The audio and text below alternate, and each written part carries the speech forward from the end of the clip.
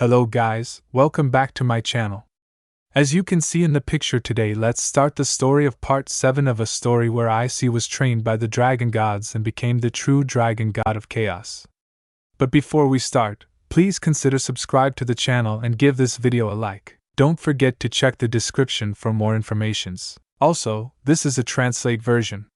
You may find some mistakes, specifically in the character's gender. Issei, of course, is a male. Valley also is a male.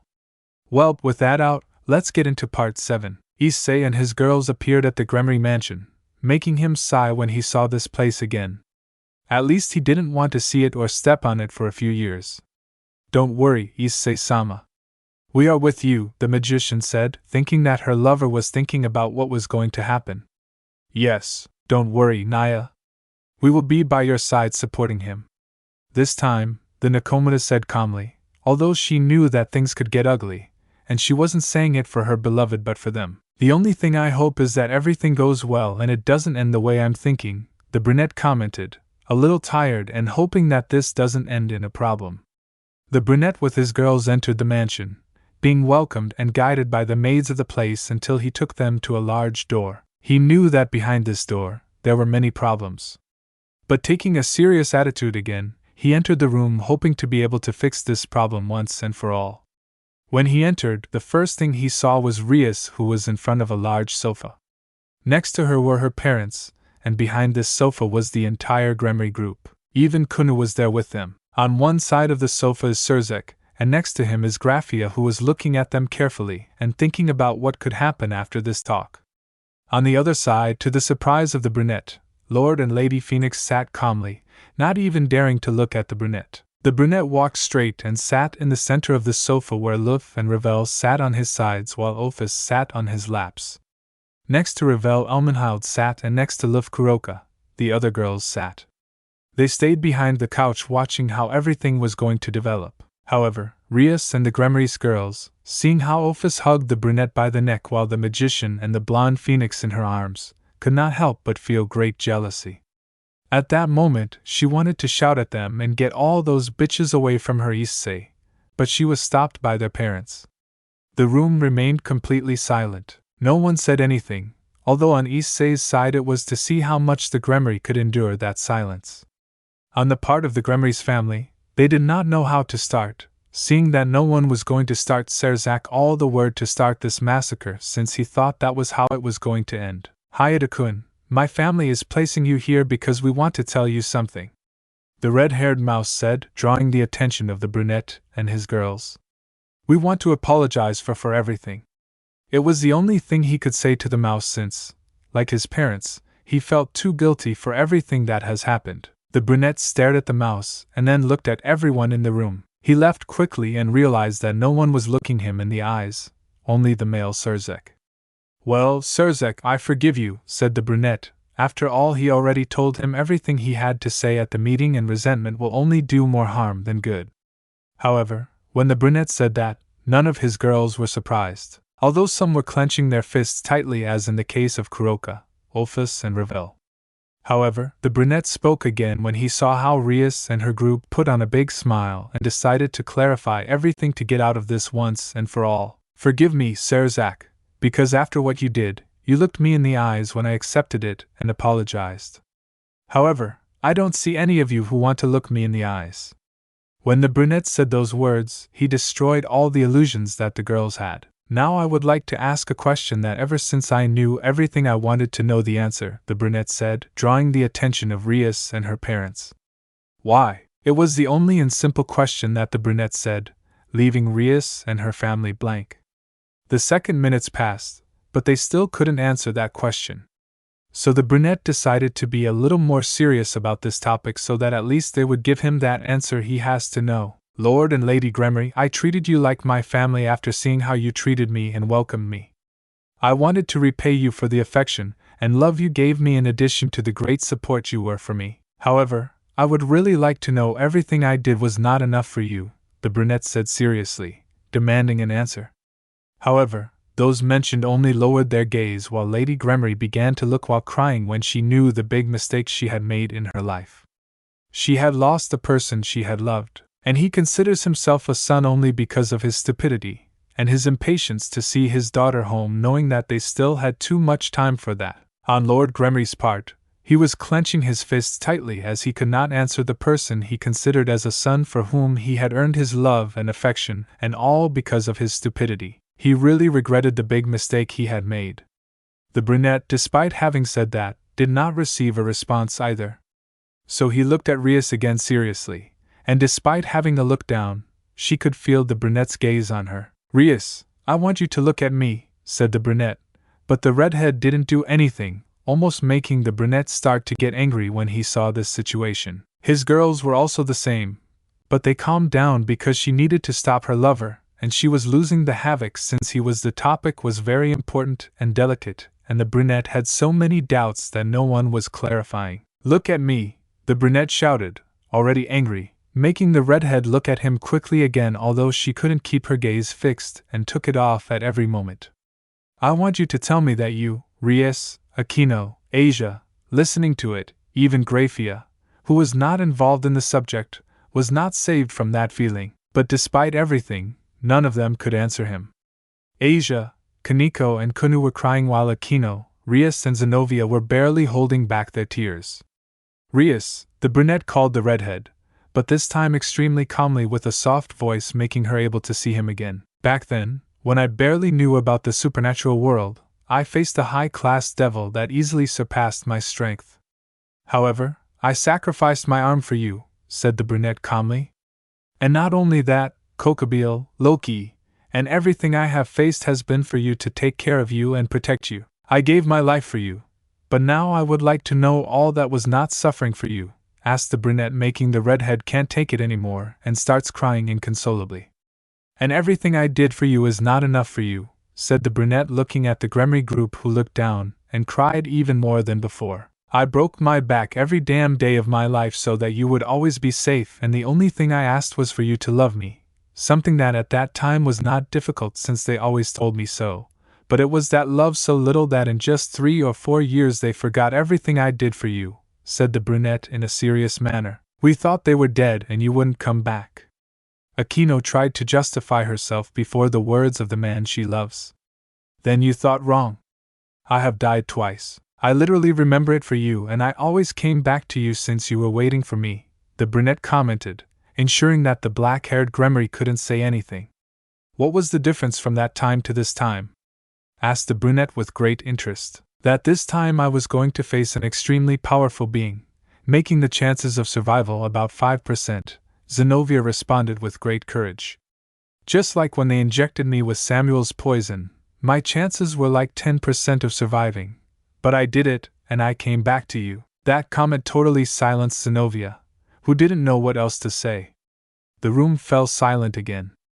The brunette was already getting tired of that silence, and even though the Gremorys had called him, they didn't say anything. "Now I want to know why they called me here, and I want to know it now," said the brunette, already tired of not progressing in the conversation. "Please forgive us," the redhead finally said while crying, causing some girls in the group to see her that way and become very angry because of how shameless she was, since she always lived happily forgetting about the person who owed her a lot while they always waited for their loved one, and no matter how much time passed they never lost faith that he would return, not like a certain group who continued their lives as if he had never existed. "Well, Rias, I forgive you. I forgive all of you," the brunette said calmly. All of them looked at him with red eyes from crying and a look of disbelief. "Now that this is resolved, I'm leaving," the brunette said as if nothing had happened, wanting to leave that place that although it didn't affect him, it was irritating him a little. "Then you will return to us," a happy Aquino said upon hearing that she forgives them. 11. "I promise you that this time we will not fail you, Issei-san," said the ex-nun with a big smile. "So what do you think if we open the future?" said Lord Gremory when he saw that the situation did not turn out as bad as he expected. "Issei-kun, you will be a great father for being so kind," Lady Gremory said happily when she saw that everything had been settled. "My Issei" was the only thing the redhead said, wanting to go hug the brunette. However, she had barely taken a step when she was forced to sit down abruptly again. Everyone looked at this and saw Issei again, but they were surprised that it was not Issei. but the dragon who had her hand raised as a sign that she was the one who took her away from Issei. Why did you do that?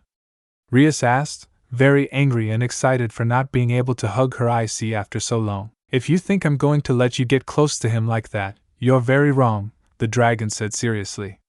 So that they didn't understand something, the brunette said, drawing the attention of those present except for his girls. I forgive you because I don't want there to be any hard feelings between us, but nevertheless, I will never return to you again, said the brown man seriously, causing everyone to break the only hope they had. First, I am not going to return to you because I no longer belong to you. My place is here with them, with the people I love, the brunette said, seeing Akino, who felt like his entire world was broken into 1,000 pieces. Second, you will never fail me again because I am no longer with you. Who you should not fail is your man, as in the case of Deepening, you have to tell him since he is your boyfriend, the man you chose and decided. Love instead of me, the brunette said, making the blonde burst into tears while her heart was completely shattered by the brunette's words. Thirdly, we can talk about the future, Lord Gremory, since from today we can have a business relationship, since it is the only thing they will have of my business, and nothing else. I don't care about anything more than that, said the brunette, making Lord Gremory go down. He shook his head and closed his eyes while clenching his fists tightly in frustration at seeing that their mistakes no longer had a solution, and now they only had to live with them. Fourth, I am flattered by Lady Gremory since I really want to form a family with these girls. I love them even more than my own life, and I hope to always be with them to be able to see our children grow up and teach them the same goodness that you speak, said the brunette, making the matriarch of the Gremory clan unable to take it anymore and also burst into tears for having lost the brunette only because of his mistakes. Mistakes that would haunt them forever. The fifth and last thing, I am not your Issei Rios Gremory. I stopped being something of yours from the moment you forgot me and decided to move on with your life. Now I am one of them, said the brunette, referring to the girls, who there were people around him who smiled when they heard that and felt happy to be with their beloved brunette. So what did I want you to do, to wait forever? Rias asked, her heart and soul completely destroyed by what she had just heard from the brunette. That was the least you could have done after everything I did for you, everything I sacrificed for you. The brunette answered seriously as he looked the redhead straight into her eyes. How are we going to know you were going to come back? The redhead began to scream when she couldn't control her emotions. How we were going to continue without knowing anything about you, Akino shouted, standing next to her friend, unable to hold on any longer. The same way we did it, Elmenhild shouted very angrily this time for having lost the little patience she had, waiting for him day-night. I trust that he was going to come back and no matter what, Ravel shouted, already very upset by the stupidities she was hearing. And if he didn't return, we were going to lose all that time, Zenobia shouted, taking out everything she had in her chest. Then they don't have the right to be with him, when they could not even wait for some 10 miserable years.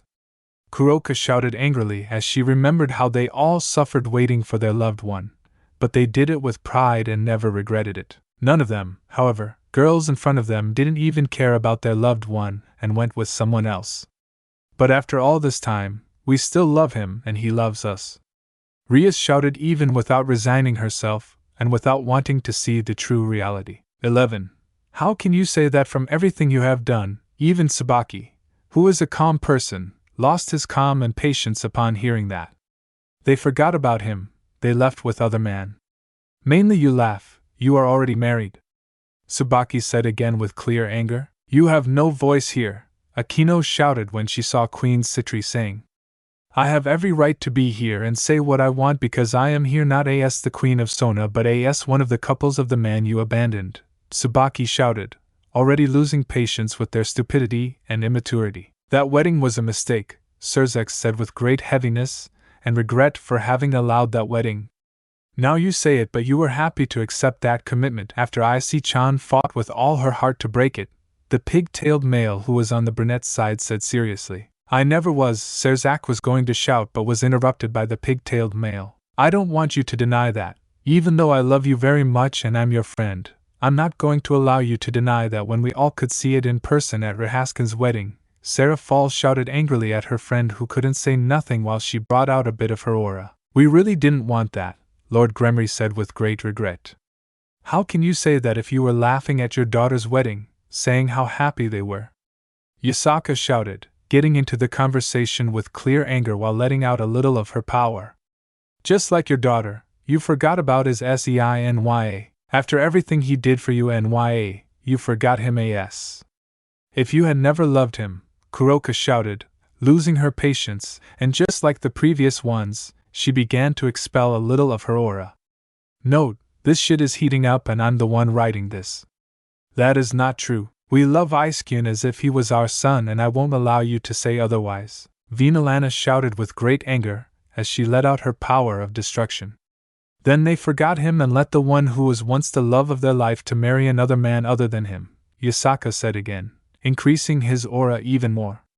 We did not want that to happen, Surzex shouted with regret, letting out his aura. Then because they allowed it, they just sit happily when seeing how their daughter forgot the one you call as son and married another one, screamed Seraphal, also letting out her aura at the same level as Suzuka's. And don't say again that you love him because it's not true. If you loved him you would wait for it as long as it was necessary, Ravel shouted, moving forward when she saw how Rias was going to say something while she also increased her aura. Despite not being so powerful, she was not going to be left behind with any of them after all. She always trained to be at the side of her loved one.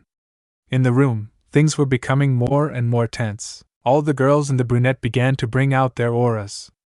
Even Ophis, who was really angry with the redhead for saying so many nonsense. On Ria's side they also brought out their auras. Even Sir Zek with Lord and Lady Gremory brought out their auras. Everything was seen by Lord and Lady Phoenix with concern, thinking that a battle could break out, and they could not worry about their daughter because they saw that if it happened she was going to go with everything and with anyone without caring what, as long as she was with her loved one. They reproached themselves again for making that mistake, although they were a little happy that they had not gone that far. But they could not feel happy since they knew that the mistake was solely due to their ambitions. The other people who saw this were a graphic that didn't say anything since she preferred not to comment on that topic, and the last person was the brunette who had remained silent all this time since the screaming started. The brunette let out a tired sigh, straightened up a little and put on a serious expression as seen by Lord and Lady Phoenix, thinking that things were going to get even more serious than before. Enough, Issei said, letting out a large part of his power, leaving the entire room in complete silence due to that powerful aura they felt, making them feel that his authority was absolute. Even Ophis could not disobey those words that were like an order, not only for her but for everyone. Immediately, the entire room fell into complete silence, but this time the tension was gone and only that powerful aura remained that was authoritarian, making it impossible for anyone to disobey it. Everyone returned to their places after hearing the brunette say those words. For Issei's part, she sat back down on the couch, making Ophis immediately sit back down on her legs and hug her chest. For her, that was the best place in the world. On the other hand, Issei caressed Ophis's head. Since I knew she liked it when I did it. Ophis smiled calmly, forgetting everything that had just happened to settle in better, and let herself be pampered by her lover. After several minutes, the room was still in complete silence. No one dared to say anything, although on the part of the girls and Issei, they only sought the attention of their loved ones so that they could also be consented. Having only one mind, Ravel and Leif, who were excited the closest to him other than Ophis. This scene made Rias and her group very jealous, making them want to say something, but Issei's aura was still active, making it impossible for anyone to say anything, and the brunette had left it like that so everyone could calm down. However, after another few minutes, it stopped expelling its aura, but still no one said anything. Now that everyone has been able to express their frustrations, it is time to put an end to this conversation and finish this conversation, said the brunette, drawing everyone's attention. Lord and Lady Gremory, for the respect I have for you and what you did for my previous mind, I want you to know that I do not hold any grudge against any of you, so I hope to at least have a friendly relationship, said the brunette, making them mention were surprised by that, but they also understood the meaning of those words, making the mistake they made never go away. It's okay was the only thing Zodicus Gremory could say after hearing the brunette's words since he wasn't asking. He was confirming, and if he didn't accept, he felt like he was going to make another big mistake in his life. The brunette nodded, satisfied to hear Patriarch Gremory confirm what he said. Now he turned to Serzak. As for you, We are going to see each other very often since I am going to be in close contact with the factions, so I hope we can have a good relationship, the brunette said, making the red-haired Mao unable to feel depressed. Since what the brunette meant was that he only wanted a friendship relationship since he did not want to have a family relationship like before. I hope we get along well. It was the only thing he could say since as before he was not asked. The brunette nodded again and saw the Gremory group that still remained silent. However, when they felt the brunette's gaze, they all tensed since seeing those eyes made them nervous. Zenobia once told me that you wanted to have babies with me, but now I see that they were just words. I can already see that your aura is combined with that of another man. I imagine that it belongs to your boyfriend Lou, so now you have nothing to do looking for me anymore. Now you have a relationship for I don't know how long, and if you change me for him, he must be a worthwhile man. So with the greatest sincerity and honesty, I wish you to be very happy with the person you chose to love and spend the rest of your life by her side, the brunette said seriously and honestly, making Zenobia feel like complete garbage. Now it was definitive that she had lost the person who had stolen her heart. Kaneko, Kunu, you are definitely two of the three people that all of you. I don't know why you are here when you should be with the person you chose as your husband, that person you fell in love with and decided to marry. So I hope you stop being behind behaving like two girls since they are not. Each one has responsibilities and has to act as they should. You decided to get married for that same reason. I did not intervene that time when you got married and I only approached and wished you the best for your life, so you better forget me and make a family with the person you considered worthy of each of you, said the brunette seriously, making it impossible for you guys not to cry while they regret that decision. The brunette saw Yasaka and Kuroka had a sad look when they saw their sister/daughter like that, but he saw that neither of them were going to do or say anything, making the brunette sigh.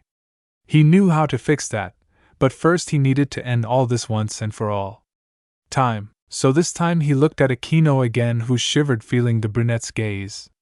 Aquino, I always thought that you are one of the people who would always be with me no matter what happened, since after all, I was the only person who had passed that mask that you use and hide who you really are, a girl, pretty, tender, sincere, shy, happy, but it seems that at the end of the day, it was not what I thought was true, said the brunette, looking intently at Aquino, who immediately looked down while tears came out of her eyes. She wanted to say something, but no words came out from his mouth. It seems that someone else passed that mask and saw your true self, making you fall deeply in love with that person. Now I just hope that you are happy with your fiancé, Zaston. I realize that the wedding is very close.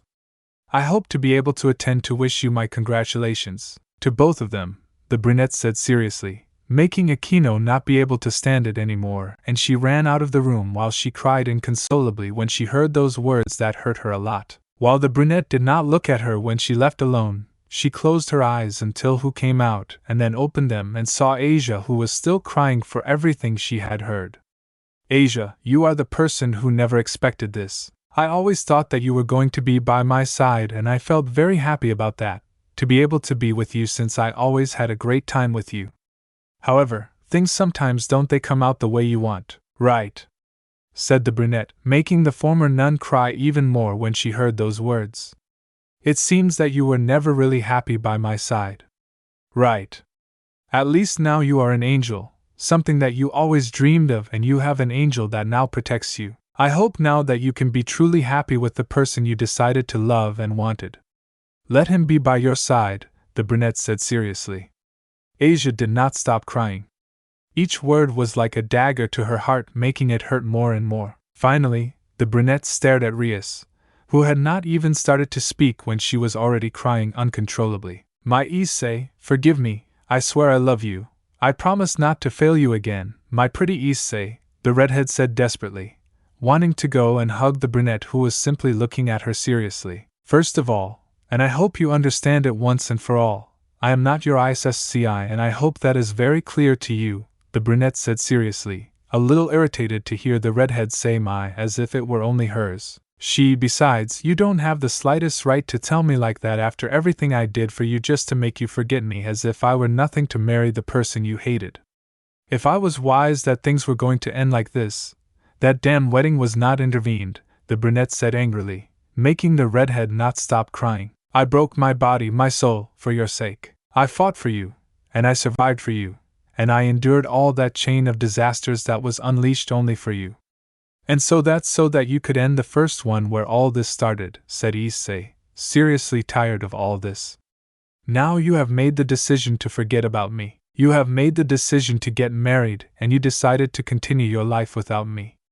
It is time for you to continue your life without me and stay with the person you decided to spend the rest of your life by your side, he said, the brunette making the redhead who couldn't stop crying. No, Issei. Please don't leave me. Please. I beg you. Don't leave me, my Issei. I love you. I love you so much. Please. Rias was saying desperately, but the brunette interrupted her. Enough laughter, the brunette shouted, already very tired of the redhead's attitude. That's enough. I'm done with us. Understand? You got married, you are married. Stop behaving like a girl who throws a tantrum. You are already a woman, so behave like one and grow up, the brunette said, making the redhead feel like everything. Her world was collapsing because of those words. She had lost him. That was the thought the redhead had while she was comforted by her parents, while her brother only had his head bowed with his eyes closed. The room remained silent. The brunette had already finished once and for all that conversation that he wanted to end so much, and now he could be calm with the people he loves. Ne-sama, Kaneko said with a voice of regret as she cried. I always told you right, Chiron. I even tried everything I could to make you wait and reconsider that decision you made. But despite everything, you ignored me and continued with that stupid decision. Kuroka said seriously, but with a touch of sadness in her voice. I will always love you, you were my sister. You are part of my family. But even though it hurts me a lot, you have to face the consequences of your own decision. Kuroka said sadly as she saw how her beloved sister was breaking more and more every moment. Okuzan, Kuna said with the same voice of regret while crying. I was always warning you, my little girl.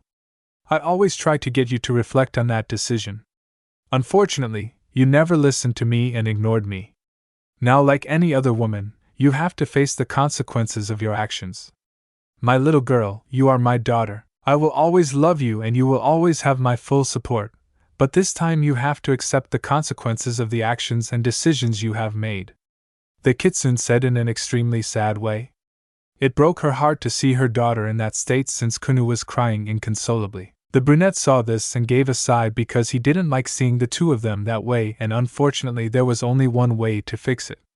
Issei got up from the couch, leaving office where she was under the attention of everyone except the two Yokai girls who couldn't stop crying. He walked until he was in front of them, who had not yet realized it, and to everyone's surprise he hugged the two Yokais. When they felt the hug, they opened their eyes wide open when they saw who it was. However, they immediately broke down again, crying, but this time even harder as they hugged the brunette tightly as if they wanted to never let him go. They stayed like that for a few long minutes where the brunette only hugged them and tried to comfort them, causing after several minutes the two Yokais were much calmer, although they still had small tears in their eyes. The brunette separated from them, releasing the hug, causing them to also release it even though they didn't want to, but he stayed looking at the two Yokais. Kaneko, the brunette said, making the men look him in the eyes again. However, the previous time he did not have that cold and serious look. Now he had a calm and warm look. Each of you has made the decision that you think is best for each of you. You made the decision to marry Yasuko because you love him. Whether you forgot me or not, you fell in love with him. That's why you decided to get married, the brunette said calmly. While he put a finger on Kuna's lips that he wanted to say something so that he wouldn't talk and that he would allow him to continue. As women who are, they have to accept the benefits and consequences of their decisions, as is the case in this case where you decided to marry him, making the benefits of having a man love you just as you are and despite everything that has happened. Lastly, he never left you and tried to be the best husband for you, said the brunette, making the two you guys look down since they knew they were hurting Yasuko, who was always worried about them. The entire room was silent while listening to what the brunette said to the two you guys, although a certain Nikomata and Kitsune were the ones who paid the most attention to them. Unfortunately, I don't feel what you feel about me, said the brunette, making the girls' hearts begin to hurt. But that doesn't mean that I don't love them. When the brunette said that, the two you guys looked at him intently, and not only them, everyone present too. Even his girls looked at him more and more strange that he was digesting that, but they didn't say anything, to know how far all this was going to go. I have the desire to marry all these beautiful ladies, said the brunette, pointing to his girls who looked at him with a big smile for hearing those words, although the Gremory group felt their hearts breaking even more. That means that I also want to marry Yasaka and Kuroka to do the impossible and make them happy along with everyone else, the brunette said again, making one of the two mentioned unable to help but shed a small tear upon hearing him say that while their hearts jumped with joy. But they know what happens if I marry them? The brunette asked, making the you guys shake their heads. If I marry Kuroka, I will become your brother, Kaneko, and as your brother it is impossible not to love you.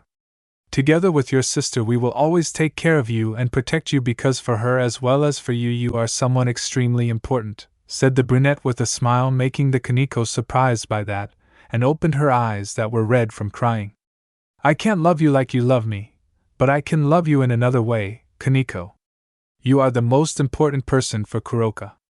She will always love you no matter what happens, and I, as her husband, will also love you in the same way. She loves you. We will always be there for you, said the brunette while he caressed Kaneko's head, who had tears in her eyes, showing signs of wanting to cry again because of what she heard. I know that your parents died when you were very young and you have always been alone with your sister, and they have not had a difficult life, but Kuroka is always there to say, I know that at the same time as a maternal father figure. So what do you think? If you allow me to be your father figure, I promise that I will never fail you and I will always be there for you. And I also promise to take good care of Kuroka since she is the most important person for you, said the brunette with a sincere smile as he continued caressing Kuroka. Kaneko, who couldn't take it anymore, and hugged the brunette tightly while crying. Issei always let him vent while Kuroka had a strong lump in her throat when she heard what the brunette said. At that moment, she felt like the happiest woman in the world. She couldn't ask for more, and she didn't want to ask for more alone. She mentally wanted to be with her loved one, to have a quiet life with him while they had their kittens. That was all. She didn't want luxuries or anything like that. The only thing she asked for was a home where she could call home to live a quiet life with the person she loved. Thank you, the Nikomata whispered, watching as the brunette continued hugging his sister who had fallen asleep after explaining everything that had happened that day. Kunu, do you know what happens if I marry Yusaku? The brunette said, now looking at the younger Kitsune again, but she simply denied it while continuing to cry. If I marry Yusaku, I would become your father, Kunu, and as your father how could I not love my pretty and beautiful daughter, said the brunette with a smile full of love, but that was not the same feeling of love that Kunu had felt before. If it wasn't a love that made her feel warm, protected, loved, and above all, it had filled that void that she had always felt in her heart, the one that she had always wanted to fill but never managed to do because only a specific feeling could fill it. The brotherly love that he was feeling at that moment was coming immediately. Something deep inside Kunu had broken, and that was where she had kept and locked up all those feelings of having a father. At that moment she felt sadness, pain, abandonment, loneliness. But when all those feelings began to invade her, she felt that someone. She caressed her head and looked up to see that it was the brunette who was giving her a smile full of brotherly love. She felt as if her dad was really caressing her head. Immediately, tears began to run from her beautiful eyes, making all those feelings that she felt disappear, had flourished in it.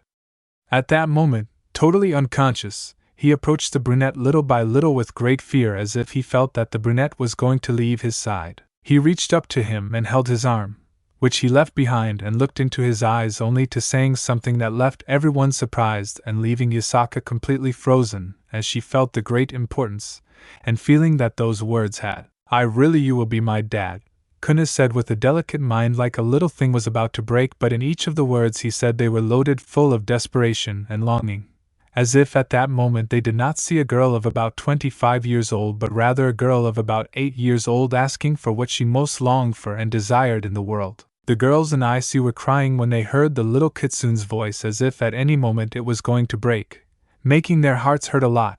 But the one who was most affected by those words was who was crying uncontrollably when she saw that side of her. Her daughter, whom she had never seen, A huge pain formed in her chest when she saw her most precious treasure in that state. The brunette gave him a smile full of love again, as if he were a father smiling at his daughter. "Of course, my little one, and I promise that I will never leave you," said the brunette, and then hugged her and made little Kuna break down. But unlike the last time, this cry was like that of a girl who was finally able to fulfill her dream. "I really want to hug my dad." It didn't last long when she also fell asleep in the brunette's arms, causing him to pick her up along with Kaneko and start walking to where she was previously with the 2 pregnant girls. He walked calmly, trying not to wake them. "We're not going," was the only thing the brunette said to create a magic circle a few steps from where he was, while his girls began to go to the circle to go with their loved ones, since this day had been very difficult for all of them. The Phoenix family wanted to stop him, as they wanted to talk to him about what had happened previously with their daughter. "I know you want to talk, however, this is neither the best time nor the best place to do it.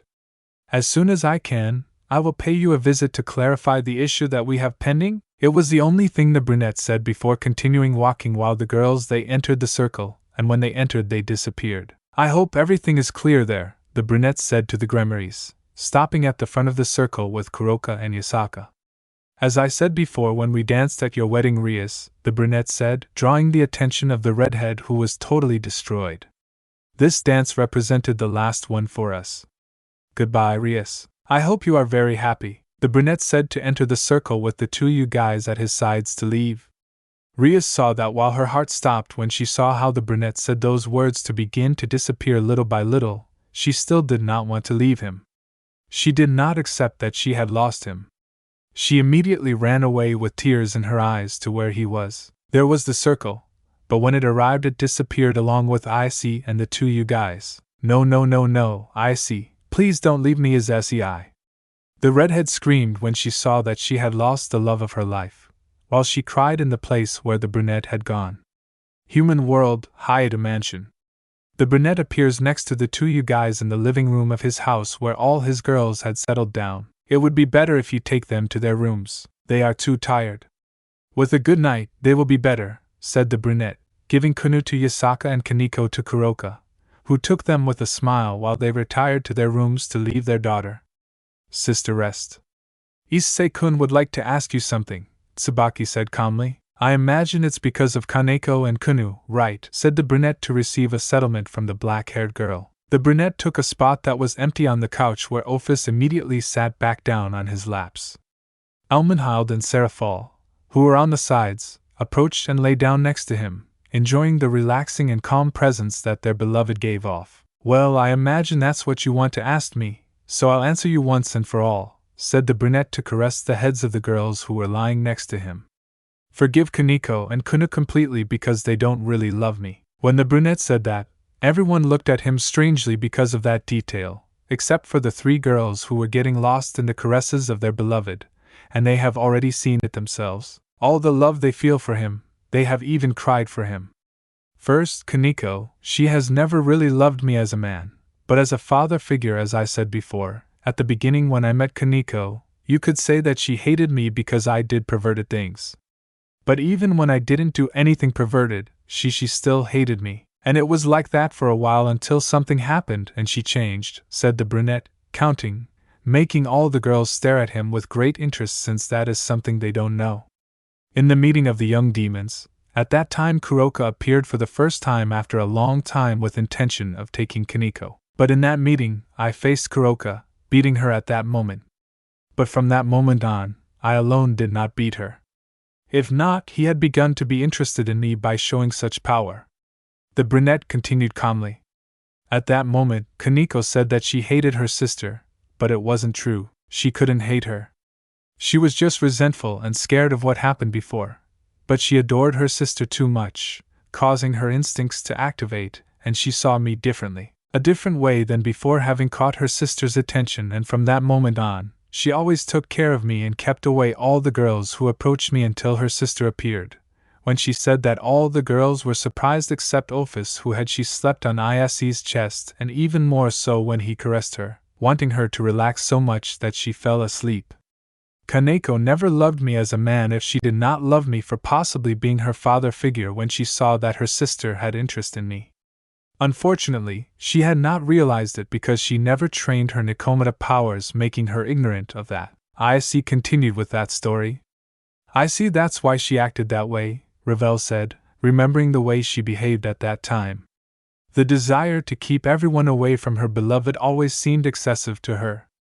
That's right. Back then, Kaneko would push away all the girls around me as much as she could, be it Rias, Akino, or Asia, just with the goal of her sister claiming him. But both Kaneko and I confused that with love, for even now, since we never stopped to think or feel that feeling well, since it was like a habit for us, explained the brunette when Kuroka and Yasaka were arriving. But she always pushed me away, Naya, when you were with her. She even kept me away from you, Naya, said the Nikomata, interested in that topic.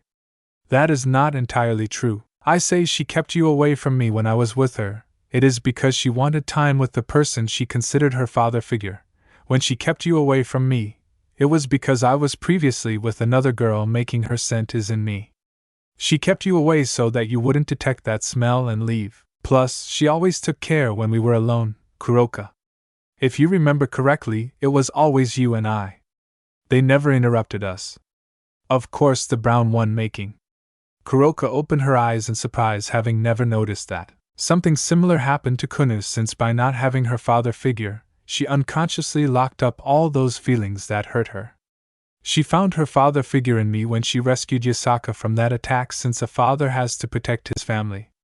For that same reason, Kunu was so attached to me, because she saw me as her father. It is also the reason why Kunu was never interested in kissing me on the lips and always wanted me to be with her, said the brunette, surprising everyone again, even to Yasaka, who had a sad look upon knowing a side of her daughter that she had never known. Don't worry, Yasu-chan, I will give Kunu the love of a father that she never received, and you the love of a husband that you never received, said the brunette with a smile, making the kitsune unable to help but shed tears because of that. She felt extremely happy. If only Lane is the right man this time, and the best of all is that he is the best man in the world. Well, what do you think if I prepare something for you to eat, and we go to sleep? Said Issei, to receive a very strong yes, since they loved their lover's food. For some reason, they liked his food more than theirs. Issei woke Office up and went to prepare dinner, so that after sharing a family moment, they went to sleep. The next morning, Kaneko and Kunu were amazed by the beautiful house where their sister/mother lived. But despite that, they spent the entire morning completely glued to Issei, although sometimes they acted very sad about everything that had happened. Kaneko had a very long talk with Kuroka about what she felt and about her instincts. At the end of this talk, Kaneko decided to check if it was true, but that would take time. She accepted the whole conversation since she loved Issei, but she also loved her husband. So I thought that maybe that love is not love for a partner, but another type of love. Kunu was not spared from the long talk she had with her mother, but this was easier since having released those feelings. She made clear the love she felt for her now father, as she happily called him. That day, the brunette spent it with the two you guys, one to clarify what he really felt and the other because he did not want to separate himself from his father. Although in the case of Kaneko, he knew that this was only the beginning and he would need time to clarify that. But the brunette knew that everything was going to turn out well. In the afternoon of that day, the brunette was preparing to go to heaven, where he was going to pay a visit to a certain seraphim.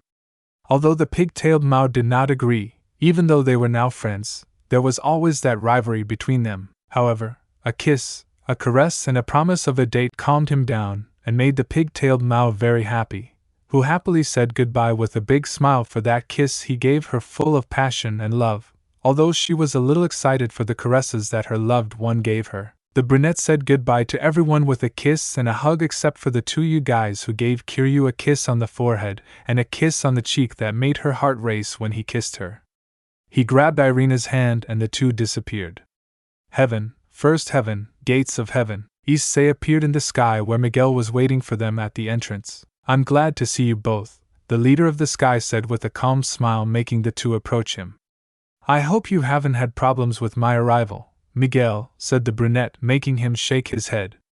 On the contrary, even though you are a dragon, you are like a hero for all of heaven. Many of our youngest angels admire you and the oldest ones respect you.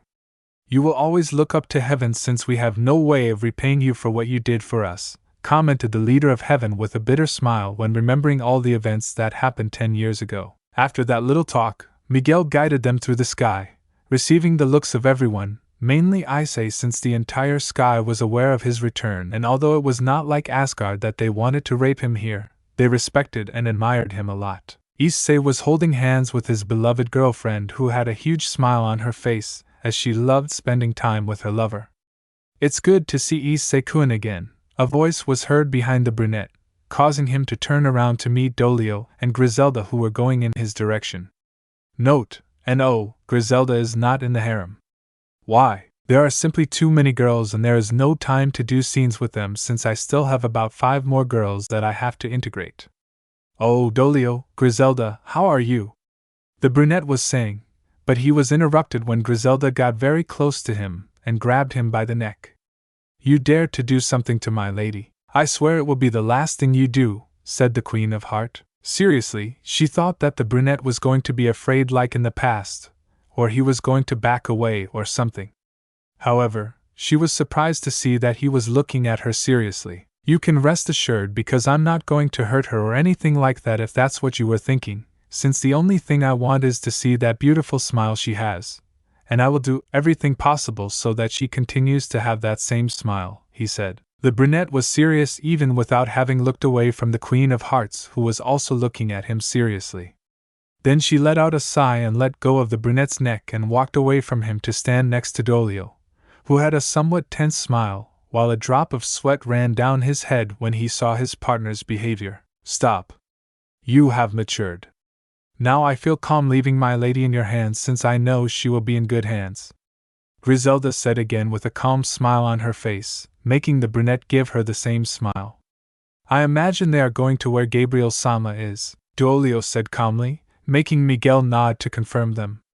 "I hope you don't mind if we accompany you," he said again, so that the brunette shook his head and started moving again. During the way, they were talking many things, but the brunette asked something that left everyone a little tense. "Miguel, you have already announced what was discussed at the meeting." The atmosphere immediately became serious just by mentioning those words.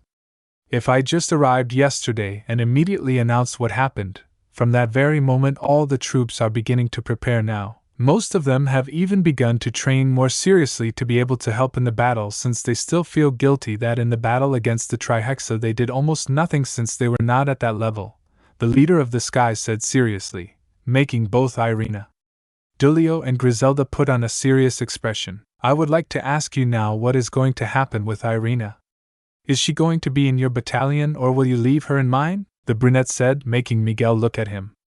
"Since I saw her at the meeting and everything that has happened between you, I have decided that it would be better to leave her in your care. Furthermore, at first glance, I can say that she has not wasted any time since she has improved spontaneously," Miguel commented, making Irina sit up, embarrassed by the compliment.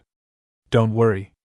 I'm going to take care of her very well, although in a moment I'm going to tell her to help your battle when she sees it necessary," said the brunette, making Miguel give him a smile of gratitude. After all, she was one of the people's strongest he has. Issei kissed the brunette as an act of love, making her blush because she was in front of her lord, but she still did not deny that act after everything they have been through. If her lover kisses her in front of everyone, the great cloaks, she would still be happy to receive that kiss, since now she has the person she loves with all her heart. She was not going to let him go for anything. That caused Miguel to give them a smile. On the part of the duo of exorcists, Dolio only smiled to see that kiss. On the part of Griselda, she did not say anything despite that act, since she could see the love that was in that kiss, a love that it was pure great, without traces of lust or anything else, just pure love, making it true that perhaps the brunette was the only person who deserved to be with his lady. The group continues walking with Miguel guiding them until they reach 6th heaven, to a building where Gabriel was supposed to live along with the other seraphim. Upon arrival, they could see the other 2 great seraphim, Raphael and Uriel, waiting for them at the entrance. "It's good to see you among us again, Hayata-kun," Uriel said with a calm smile as he greeted him, causing the brunette to return his greeting. "I really must say that thank you. Thank you for saving us back then." "I am very grateful for saving not only me but my family as well," Raphael said sincerely while bowing to show respect for the one who gave his life to save to everyone without asking for anything in return. Neither Uriel nor Miguel stopped him since they did not feel that it was not right, since after all he saved their lives without any hidden intention, only out of the desire that it was right. Dolio, Griselda and Irina were surprised since they never thought that would happen, an angel thanking him and bowing next to a dragon, that irony was the world. Although Irina did not think much about it, since soon it can be said that that same dragon is completely in love with the strongest and most beautiful angel in heaven. Please don't bow down to me. Back then I did it because I could do it, and because it was the right thing to do, so you don't have to say anything, the brunette said with a calm smile, making the seraph harden, and just tell him that thank you. Well, if you'll excuse me, but I think someone has been waiting for me for a long time, the brunette said with a smile, making the two seraphs run, and he left with Miguel, now leaving Dolio and Griselda behind, next to Irina, before giving her a big kiss, leaving the brunette seeing stars with a big smile for receiving those kisses so full of love that she likes so much, and that with every moment she becomes more addictive to them. Miguel guided the brunette to a room, however, it was closed. Gabriel, I need you to come out, the leader of heaven called his sister but received no response. Gabriel, you're there, I need to talk to you. He called again but still didn't receive a response. He's probably sleeping, said the brunette, making Miguel agree with him. If you allow me, the brunette said to touch the doorknob, and after a small purple glow came out of his hand and then a click was heard, indicating that the door had opened. I know it's not correct, but I would like to surprise Gabriel, the brunette said hurriedly when he saw that Miguel was going to say something. He only nodded and said no more to give the brunette a smile and leave the place, since he knew that both the brunette and his sister needed a moment alone. Issei slowly entered the room once Miguel left. When he entered, he could see that it was a really very pretty room, rather feminine. It was full of stuffed animals that when the brunette saw them, he couldn't help but let out a little giggle, knowing how adorable the seraph would look surrounded by that pile of stuffed animals. He continued walking to find that beautiful woman lying on a beautiful white bed with pink touches. However, the brunette frowned when he saw there was a large trail of tears in her eyes, indicating that she has been crying a lot, and it seemed like she was having a nightmare since it was moving a lot. Her heart began to hurt when she saw how bad she was to make a woman as pure and beautiful as she is suffer. Little by little he approached her until he lay down next to her very carefully so as not to wake her. He carefully hugged her, drawing her towards him as if he were protecting her, as he began to a light melody, making the seraph calm down a little for some reason. He moved closer to her and began to whisper in the seraph's ear. You don't have to worry anymore, my beautiful seraphim. Now I am here to take care of you and protect you, Brown whispered in the seraph's ear, and upon hearing those words, a tear ran down her cheeks even though she was sleeping. You don't have to cry anymore either, since I just want to see that beautiful smile that just by seeing it makes me the happiest man in the world, the brunette whispered, making the seraph listen to everything even though she was still sleeping. I know I left you alone, but no more. I'm here next to you and I'm not going to leave. At that moment the seraph, who had tears in her eyes, felt someone hug her, making her for some reason cling to that person who had his arms around her and transmitted to her that feeling that she desperately longed for. So sleep, since I am here taking care of you while you sleep, my beautiful and beautiful angel, he finished whispering to the brunette when he saw how the seraph was now very clinging to him in his embrace, sleeping in a way that he had not done in years, while that a small and beautiful smile formed on his face. The brunette smiled as he let the seraph sleep peacefully while clinging to him. Sleep, my beautiful angel.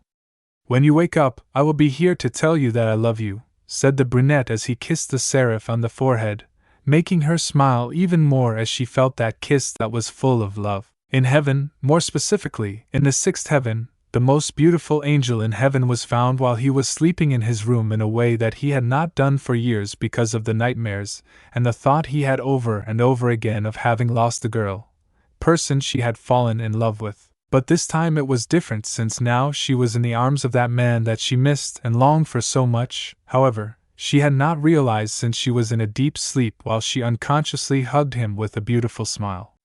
That would make any angel fall because of how beautiful she looked. Issei had stayed up all night while taking care of his beautiful angel. Throughout the night, he spent admiring how beautiful she looked while she slept. Although at first he was surprised that she hugged him in a very possessive way. Although for him it was rather as if a girl embraced what she longed for would never leave her side. Throughout the night the brunette was caressing her hair while he watched with a smile as the seraph only made herself more and more comfortable next to him as if she wanted him not to stop. At that moment, we can see the most beautiful angel in heaven who was waking up with a big smile on her face, who for some reason had slept very well. However, at that moment she realized that she was hugging someone and that person was also hugging her. But for some strange reason, instead of getting upset and opening her eyes, she clung tightly to that person without knowing who he was, since she could feel that feeling that she had not felt in 10 long years. That feeling that came from the person from whom he had stolen his heart for his bravery, determination, his big heart, and his love of protecting his loved ones even at the cost of his life. That feeling that she felt at that moment is the same one that she felt when she was close to her beloved Issei. For that reason, she clung more and more to that feeling with the desire that it never go away again. On the part of the brunette, he could see how the seraph was waking up, but instead of opening her eyes, she simply clung harder to him, making him hug her even harder, bringing her even closer to him to make her understand that he was there. And he wasn't going to leave. Issei, the seraph whispered to herself as she felt the same way when the brunette hugged her, or how little he did, since at that time she did not know how to behave with him. She loved him, and that was something that she did not know. He could deny, however, he did not know how to express it. Her father had taught her to love all living beings, however, the love she felt was very different from what her father had taught her. It was a feeling where she only wanted to be with that person who makes her heart beat, who without him his life had no color. It no longer meant the same.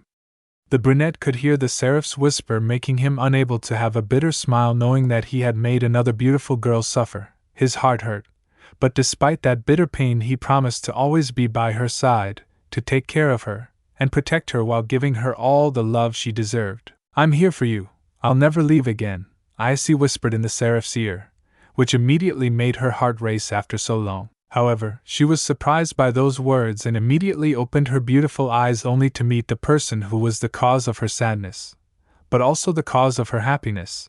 The person who made her heart beat with a simple smile or a simple look. In front of her was the person she had dreamed of so many times, wished for, even prayed to be able to see him again, even just one more time. Tears immediately began to run down her cheeks as she stared at the person in front of her, at the person who had her in his arms. With great fear, she raised her hand, bringing it little by little to his face. The brunette who saw that gave her a sincere smile that made the seraph's heart begin to beat desperately. While the brunette took her beautiful hand and put it on his cheek, Gabriel couldn't stand it anymore when he saw that it really was him. It really was the person who had stolen his heart, and not an illusion, nor another person. It really was him. His skin, his warmth, his gaze, his smile really was him. Without thinking twice, she threw herself into a tight hug while crying desperately, and clinging to him tightly as if she were wishing or begging him not to leave. The brunette simply stayed there and hugged the seraph tightly, bringing her even closer to him to let her vent about all these years of pain that he had made her feel. There were no words, only a big hug on the part of the two, letting themselves be carried away by their hearts. Gabriel cried uncontrollably on Issei's chest while he alone hugged her and supported her so that she could unburden herself of everything she had stored in her. His heart, while he also cried when he saw all the pain, suffering and loneliness that he had made him feel. They stayed that way for a long time. Gabriel had already stopped crying, although he still had a few tears running down his cheeks while he was still hugging the brunette tightly with his head buried in his chest, while the brunette held her. He continued hugging even without saying any words. "Forgive me," the brunette said in a whisper, but the seraph could hear him perfectly. However, she didn't say anything, making the brunette sad when he didn't receive any response. "Forgive me for leaving like this. Forgive me for leaving you alone all this time. Forgive me for not being with you all this time, and above all forgive me for making those beautiful eyes shed tears for someone like me," said the brunette to the seraph who was still hugging him tightly. Mind with her head on Issei's chest, making it impossible for him to see her. In the room, everything became silent.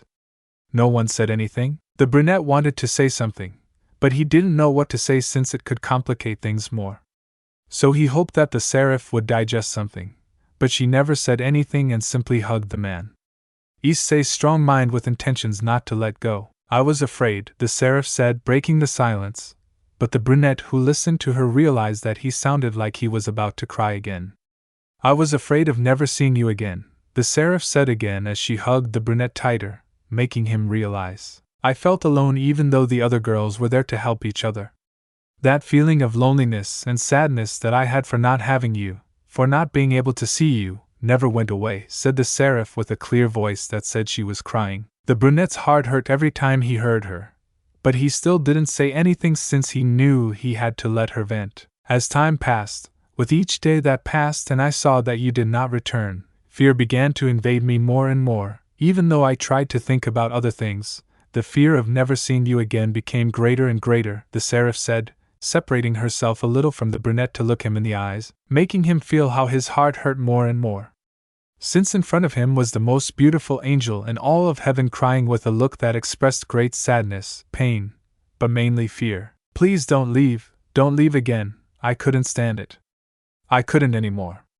The seraph begged as she cried, making the brunette feel like a complete idiot knowing that because of him he had made this beautiful girl suffer. Women.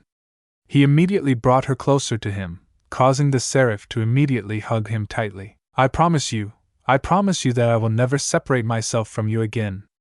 I will always be by your side, said the brunette, making the seraph handcuff a beautiful smile upon hearing those words that she had always wanted to hear from the person she loves. They both separated a little and stared into each other's eyes, getting lost in the other's gaze.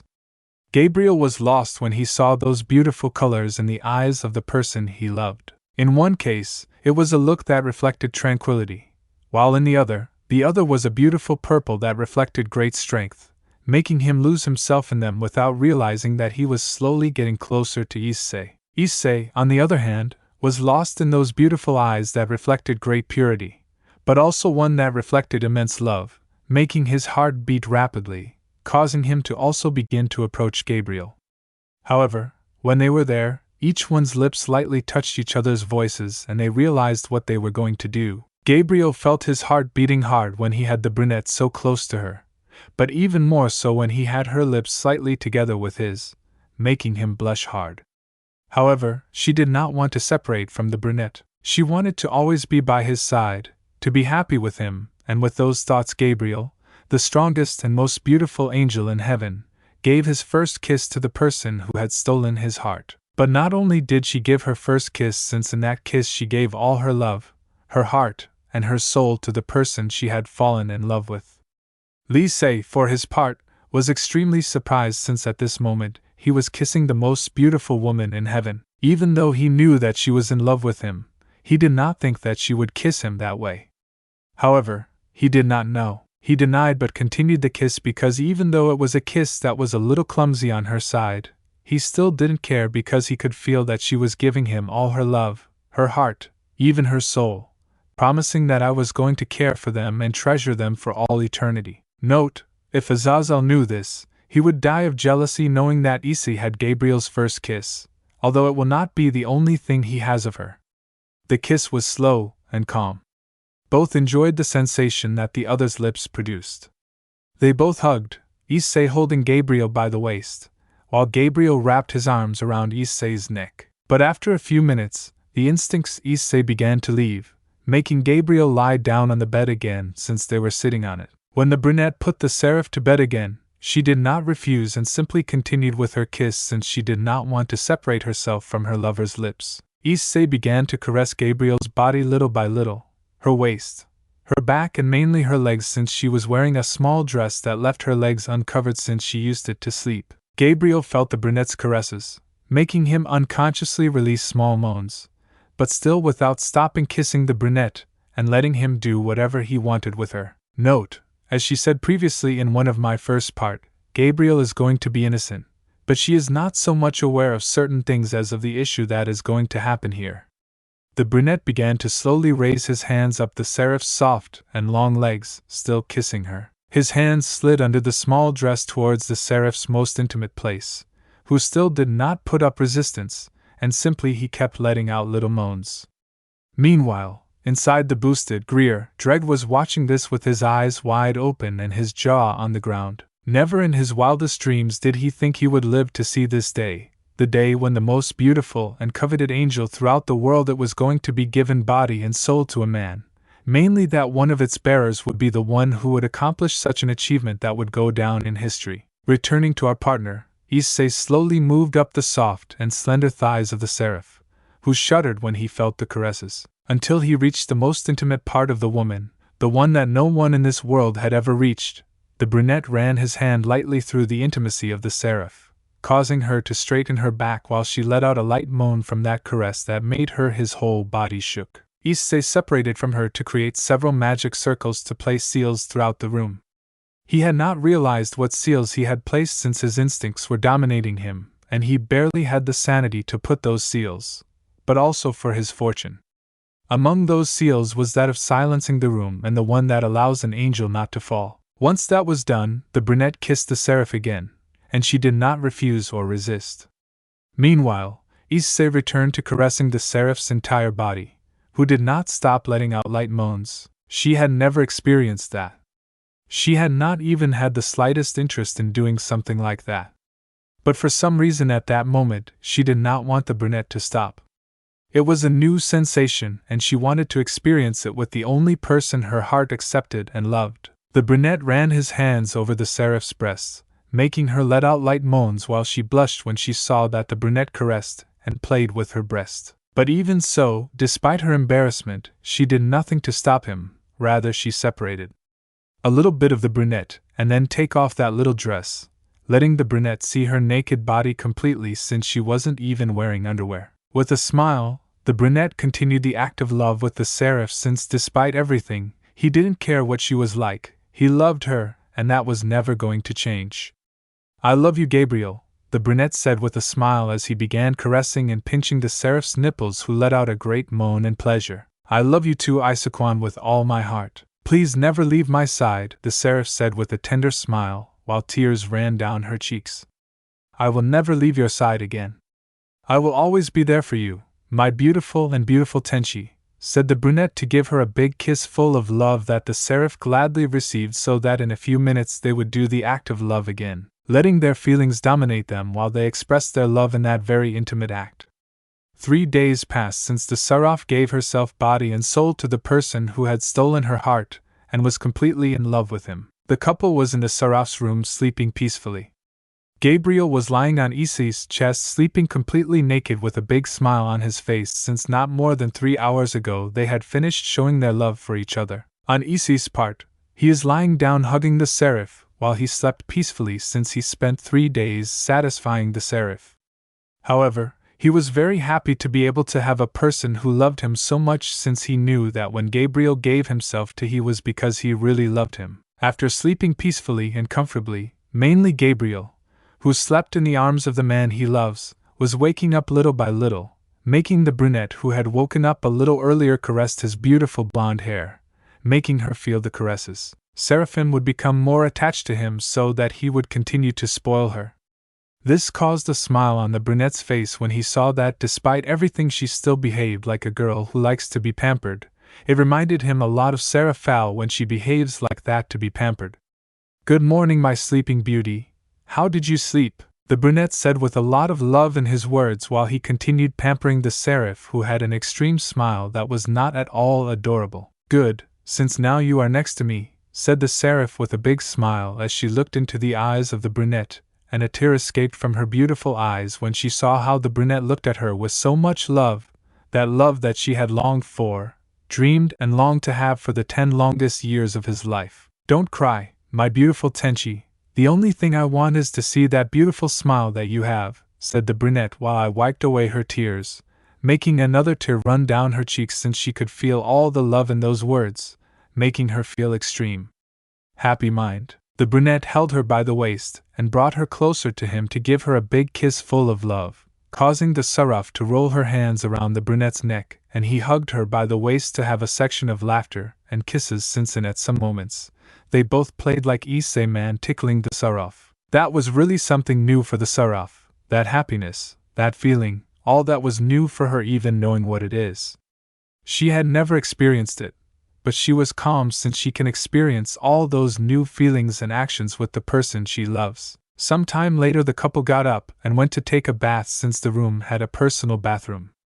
However, when the brunette was bathing, a certain seraph also went in to bathe with him, and they ended up doing other things. After a little action in the bathroom where Gabriel was the one who asked for it since it seems that he liked what he experienced last nights, they both left the room. Although the brunette was wearing a white shirt since at some point in what happened previously, Gabriel had broken it with his nails that were marked all over the brunette's body since every time he had an orgasm, he hugged the brunette tightly, leaving marks of his nails all over his body. Although he was not the only one since Gabriel had a red tattoo with the head of a dragon on his left chest, while he had kiss marks all over his body, although the ones that are most noticeable are the ones on his neck. Although for the seraph doesn't care about that since for her those marks are the product of her love.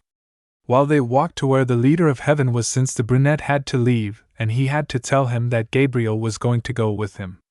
However, as they walked they earned the gaze of everyone who passed by, and of course since Gabriel had a smile that he had not had for 10 years, a smile full of happiness while he was holding the brunette's arm tightly, although that really was true.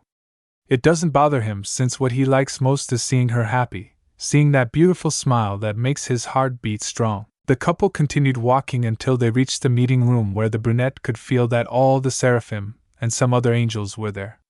Issei was going to knock, but Gabriel went ahead and opened the doors to enter while dragging Issei in a hug. But before entering, Issei covered the marks since he did not know how the angels would take it when they knew what he had just done to his sister again and again, satisfying his great sexual desire.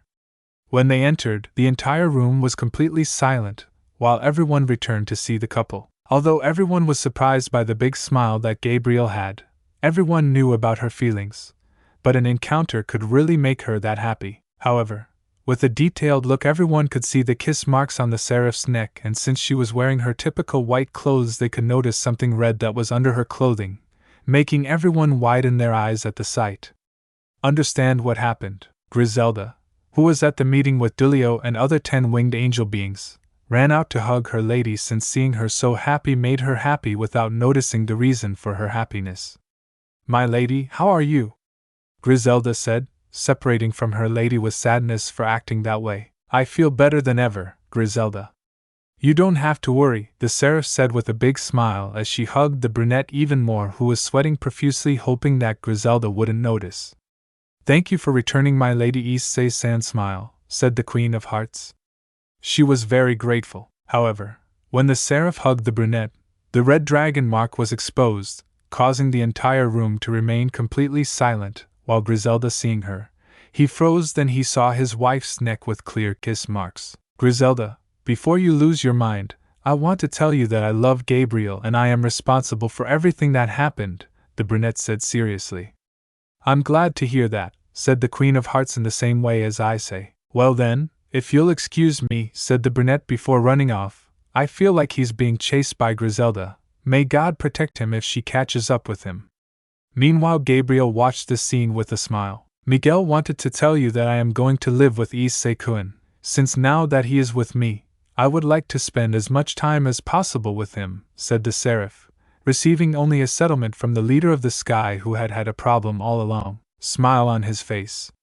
Gabriel left the room happily while he was going to prepare his things to be able to leave with his beloved. The seraphim in the room saw again that Miguel was still in the same place as before with the same smile as before until he let out a resigned sigh. It was one thing to know that his sister was in love with the brunette, and he with her. He had already accepted that relationship, but the brunette claiming his sister as his was something he couldn't allow. So he decided to continue with the meeting before joining to Griselda in the hunt for the security. Human world, Haida Mansion. The brunette appeared with a smiling Gabriel in front of his house, a little tired since he was able to escape Griselda's fury, and the smile that Miguel was giving him did not give him a good feeling. The seraph marveled when she saw the place where they had arrived since it was a large, very beautiful island with a large mansion. The brunette who saw this couldn't help but giggle when he saw the seraph that way since she looked very pretty. "Come, let's go inside," said the brunette to extend his hand. Gabriel, who saw this, extended his hand to his beloveds to be guided by him. "Girls, I'm here," said the brunette, who is immediately tackled by Seraphol, Ravel, and Irina. "Welcome," the three said in unison as they hugged their beloved tightly, making him give them each a kiss, making the three of them show a big smile. "It's good to see that you're back," said Ophis, who was arriving at the room with the other girls and a couple that the brunette recognized. But before he said anything, Ophis saw the mark on the left breast of the seraph who was seeing the house, marveling at how beautiful it is, mainly a painting that was on an entire wall, since it was a floor where heaven with the angels, earth with the fallen, and hell with the demons appeared. But really, the painting was really beautiful. "I see why you took your time," the dragon said with a cross smile as she looked at the seraph. The other girls who heard her turned to see the seraph who had a mark on her left breast, making them surprised by that. "Mate, Gabriel can spread your wings," Yasaka asked with great curiosity if the seraph had fallen since she was a pure angel. Gabriel, who listened to the kitsune, only nodded and took out his 6 pairs of completely white wings. That surprised everyone. Knowing that his wings were still pure without any sign of impurity, they all turned to look at the brunette, who knew what they were referring to. But he only shrugged his shoulders because he didn't know that either. Despite knowing that they did it with the same spell that he has in his special room and throughout the house, he thought that because it was Gabriel, that was not going to work since she has a strong connection with the system. The girls who saw that downplayed the issue. "Well, girls, Gabriel is going to live with us. I hope you get along with her," said the brunette, making everyone greet the who returned the greeting. After all, now they will live with their loved one. "Gabi-chan, if you want, you can take any room on the 2nd floor. Later I will give you a tour of the house since from what I see we have visitors," the brunette said while looking at the couple who was with their loved ones. The seraph nodded, and with the help of Irina, Yasaka, Kuroka and Lu Fei, they helped him with his luggage leaving the room. "We haven't been able to talk properly since I came back, but I think today we can talk properly," the brunette said while looking at the couple who was next to Ophis, Tsubaki, Elmenheil, Ravel and Aika. "And you're not planning on coming to greet me," the brunette said with a smile as he opened his arms so that the one person in the couple ran to hug him, while some tears came out of his beautiful face. When he got to where the brunette hugged him tightly, while more tears ran down his cheeks while he buried his head in the brunette's chest and let himself be covered by his arms, making him smile beautifully. "It's good to see you again, Issei-san," said the person while hugging the brunette tightly. "Likewise, I am very happy to see you again and to be able to admire the beautiful woman you have become, Rosken," the brunette said, hugging the now identified Valkyrie, making her blush because of what the brunette said. They both stayed like that without saying anything. It was as if they both needed that hug.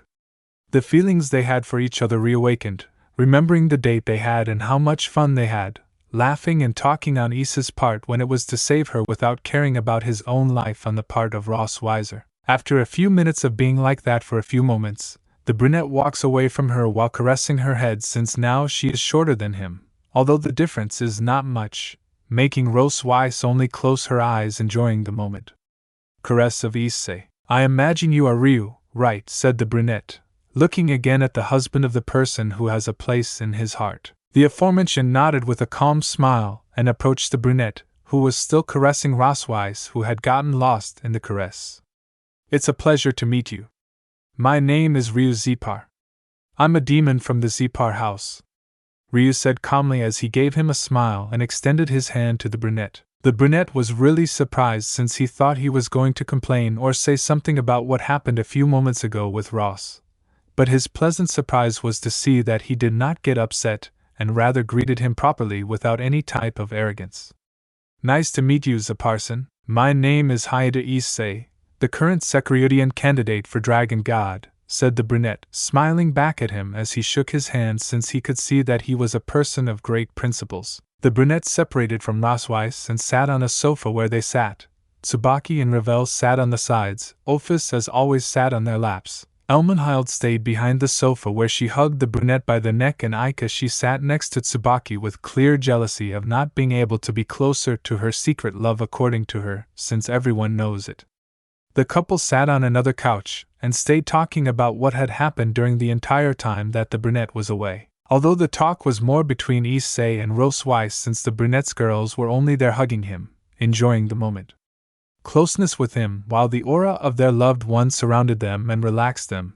It really is something addictive for them. On the part of the couple, Ryu stood aside while looking at his wife with a smile that he had never seen while talking to the brunette, confirming even more that his happiness is not with him, but with the person next to him. In front of her, just by looking at the brunette, she realized that he also has strong feelings for her that really makes her happy since it is a reciprocated love. It didn't take long when the other girls came down to join in the conversation. It really wasn't very difficult since they were all friends of Rossweisse and knew Ryu's way of being, making it easier for them to socialize with each other. After a few hours, everyone present had lunch. Clearly, they invited the couple, hoping that they accepted since they still wanted to talk a little more. During the talks, the brunette realized that Rossweisse's husband has treated her very well. He even takes great care of her, making her internally thank him while she began to admire him. He also discovered that Ryu was not a bad guy, but rather a great man in all aspects, making him begin to earn the brunette's respect. He learned that despite being one of the Zepar house, he is not from the main family, but even so his family has treated Rossweisse very well, making him make a mental note to go visit them to thank them since after all, Rossweisse is an extremely important person for Issei. Even when he is not with her, he will always take care of her the best he can.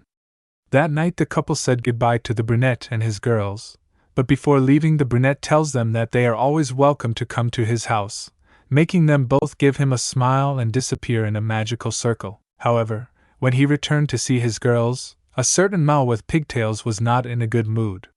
"Sarah-chan, what's going on?" the brunette asked when he saw one of his girlfriends with some anger, although for the brunette, she looked very adorable since she was also pouting. "It's not fair, Issei-chan. I arrived before the bird and you haven't done it with me," the mouse said without measuring her words, making her blush for what she said. I say that. I was the first and you already spend more time with the feather face than with me, if that's what it is, said the completely red Mao, not measuring her words. The brunette only smiled and approached her, making the Mao blush even more when she saw her lover smile since he had a mischievous smile. When he was in front of his beloved, he hugged her around the waist, making her let out a kia and then feel how her lips were claimed by her lover, making her lose herself in that pleasant sensation. It didn't take long when the brunette separated from her with a smile, when he saw the Mao completely red with a silly smile, since there were two ways the brunette kissed. One of them was when he kissed passionately, making his girls want more, and the other is a simple kiss, but with all his love, making the person he kissed feel all that love, making his entire body shake as he left his mind blank and have a big blush when feeling all the love and a smile of pure satisfaction, silly, on your face. Issei fell into the ear of the Mao who was still in the clouds. "Then what do you think if tonight we spend more time alone, just the two of us?" the brunette said with a smile, making the Mao blush deeply for hearing such a suggestion, but despite her embarrassment, she never refused. "Well, girls, how can I listen? Sarah-chan wants me to spend some time with her, so tonight I will spend with her," the brunette said, making some of them nod and others did not agree, something that the brunette could see. "I promise that tomorrow night I will make it up to you," the brunette said, making more than one of them blush and simply nod. The brunette picked up Sarah-chan like a princess, but not before she let out another kia that sounded deadly cute as she walked towards the second floor, making the Mao blush even more, knowing what was going to happen, but still so he didn't deny or say anything. "I hope you enjoy it, Sarah-fulsama," Tsubaki said with a smile, making the Mao blush even more. "See you in the morning, Sarah-chan," the seraph said in a funny way. The Mao wanted to tell her something, but was silenced by a kiss from the brunette, making her a little excited. "Try not to shout too much, Naya, while you enjoy the sensation, Naya," the Nakomata said with a mischievous smile, just to see how the Mao was dying of embarrassment. The brunette smiled when he saw his girls bothering the Mao, so he better hurry up and went to his room where he put the pig-tailed Mao on his bed. "Are you ready for the best night of your life, Sarah-chan?" the brunette said, only to take off his shirt, leaving his well-formed torso, making the Mao open her eyes when she saw that body, causing the innocent mind to bite her lower lip as he rubbed his legs against each other since his private part began to get extremely hot. The brunette took off his pants, leaving him only in his boxers and leaving the Mao unable to help but bite his lip even more while he rubbed his legs even more when he saw that large bulge that was forming in his lover's crotch. The brunette approached the Mao little by little, making the Mao unable to avoid taking her gaze from the brunette's crotch. He took her hand and put it on his chest, making the Mao blush furiously again when she felt the sensation, well-formed torso of her lover, and without realizing it she herself began to run her hands all over her lover's body. Seraphol couldn't take it anymore, she was too excited, so without thinking twice she started to kiss the brunette passionately while continuing to cover her body. On the part of the brunette, he began to caress the Mao's entire body while he began to take off her clothes. Little by little, since she did not put up any resistance because she was so excited.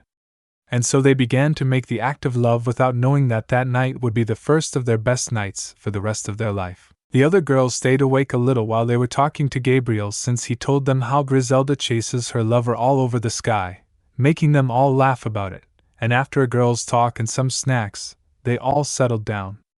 They went to sleep in their respective rooms. The next morning we can see a brown-haired man who was going down to the dining room to have breakfast. However, it was strange that there was nothing, only Lu Fei was preparing breakfast.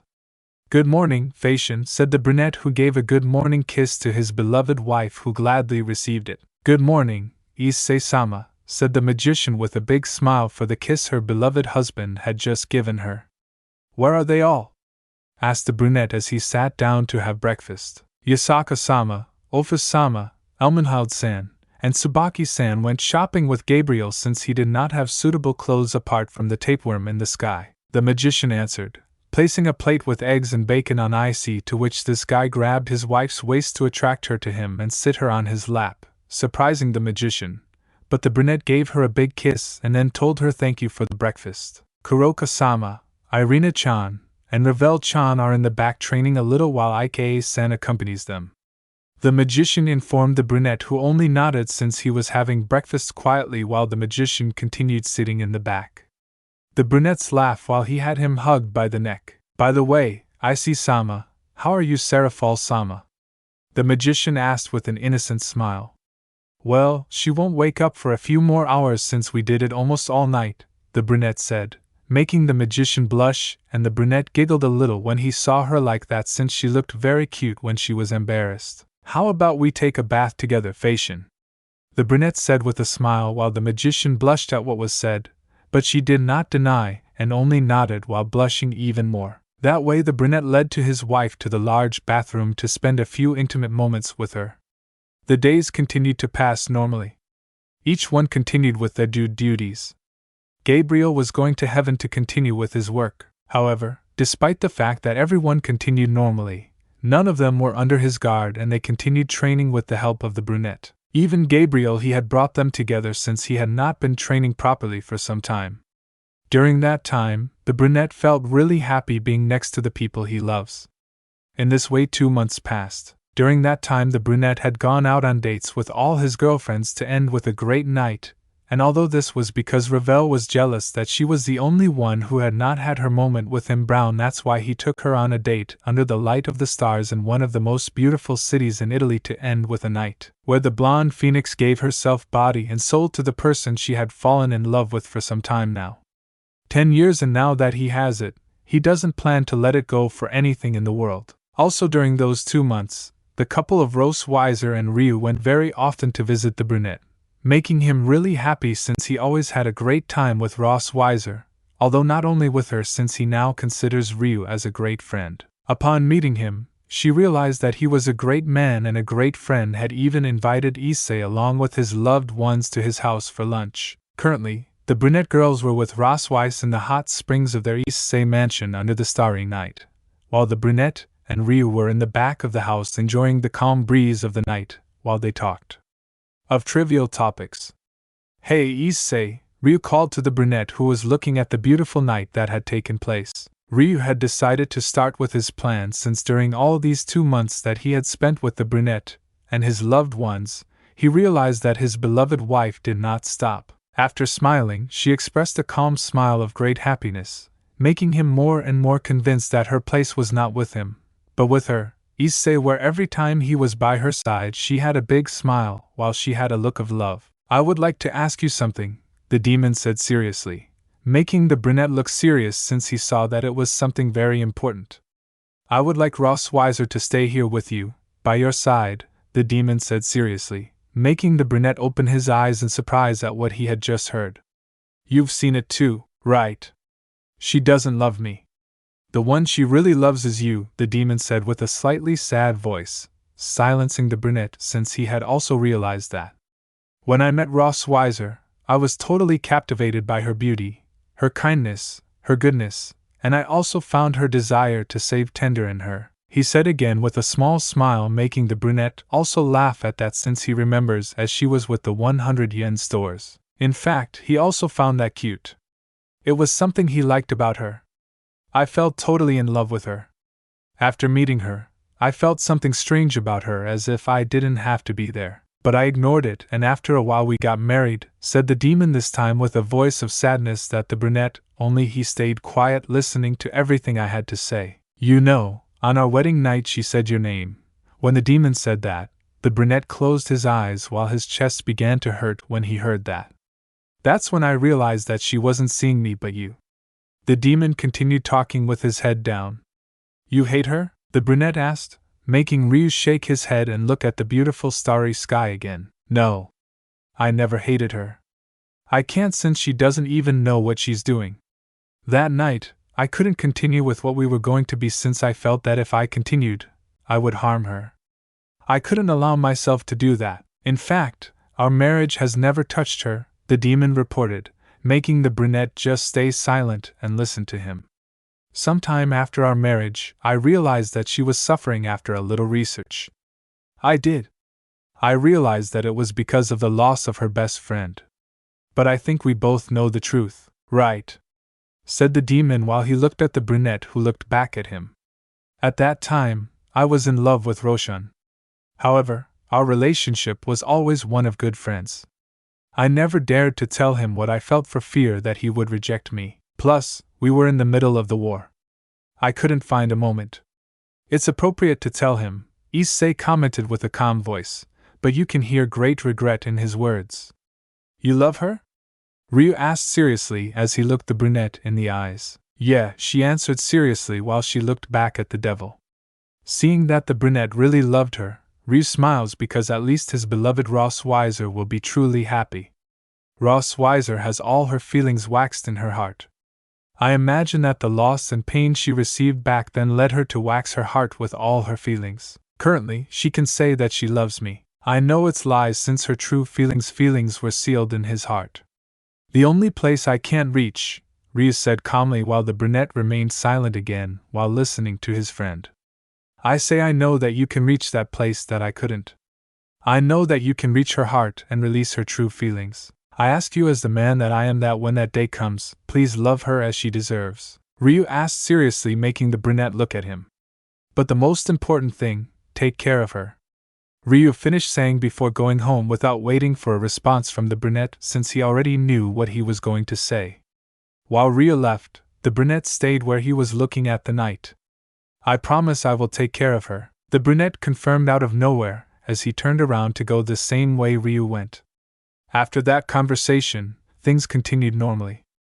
Although the brunette noticed that Ryu began to move away from Rossweisse little by little, while he got closer and closer to her, but still keeping his distance since he didn't know how he could ration Ross. After a while, the brunette was with Ravel, Faye and Irina having a quiet day. They had finished training and the brunette was giving them a massage, but for some reason, each of them moaned every time the brunette massaged them. Girls, can you please stop making those sounds, the brunette said, trying to control himself from doing something right there with them since the moans they were letting out were turning him on a lot. Note, once again, the whole house is already covered by the barrier that allows the angel not to fall. It feels very good, Issei-sama, said the completely red magician without being able to help it since her beloved husband knew where to touch to relax them, but those points were also for something else. Come on, Issei-kun, don't stop. It feels very good, said Irina, really excited from the massage her beloved brunette was giving her. The girls were currently in a massage room that the brunette had created to relax his girls since he spoiled them a lot. I would say too much. The brunette, with some hesitation, began to massage two of them who were lying on a stretcher face down, completely naked. Ravel and Irina began to moan while they felt how the brunette massaged their body, relaxing them. However, what they didn't know was that their lover was starting to get more and more excited and didn't know how much he was going to contain himself. He left the two girls and went to Faye, who was waiting her turn patiently face down on the bed. The brunette began to massage her, making her let out small moans, making the brunette unable to take it anymore.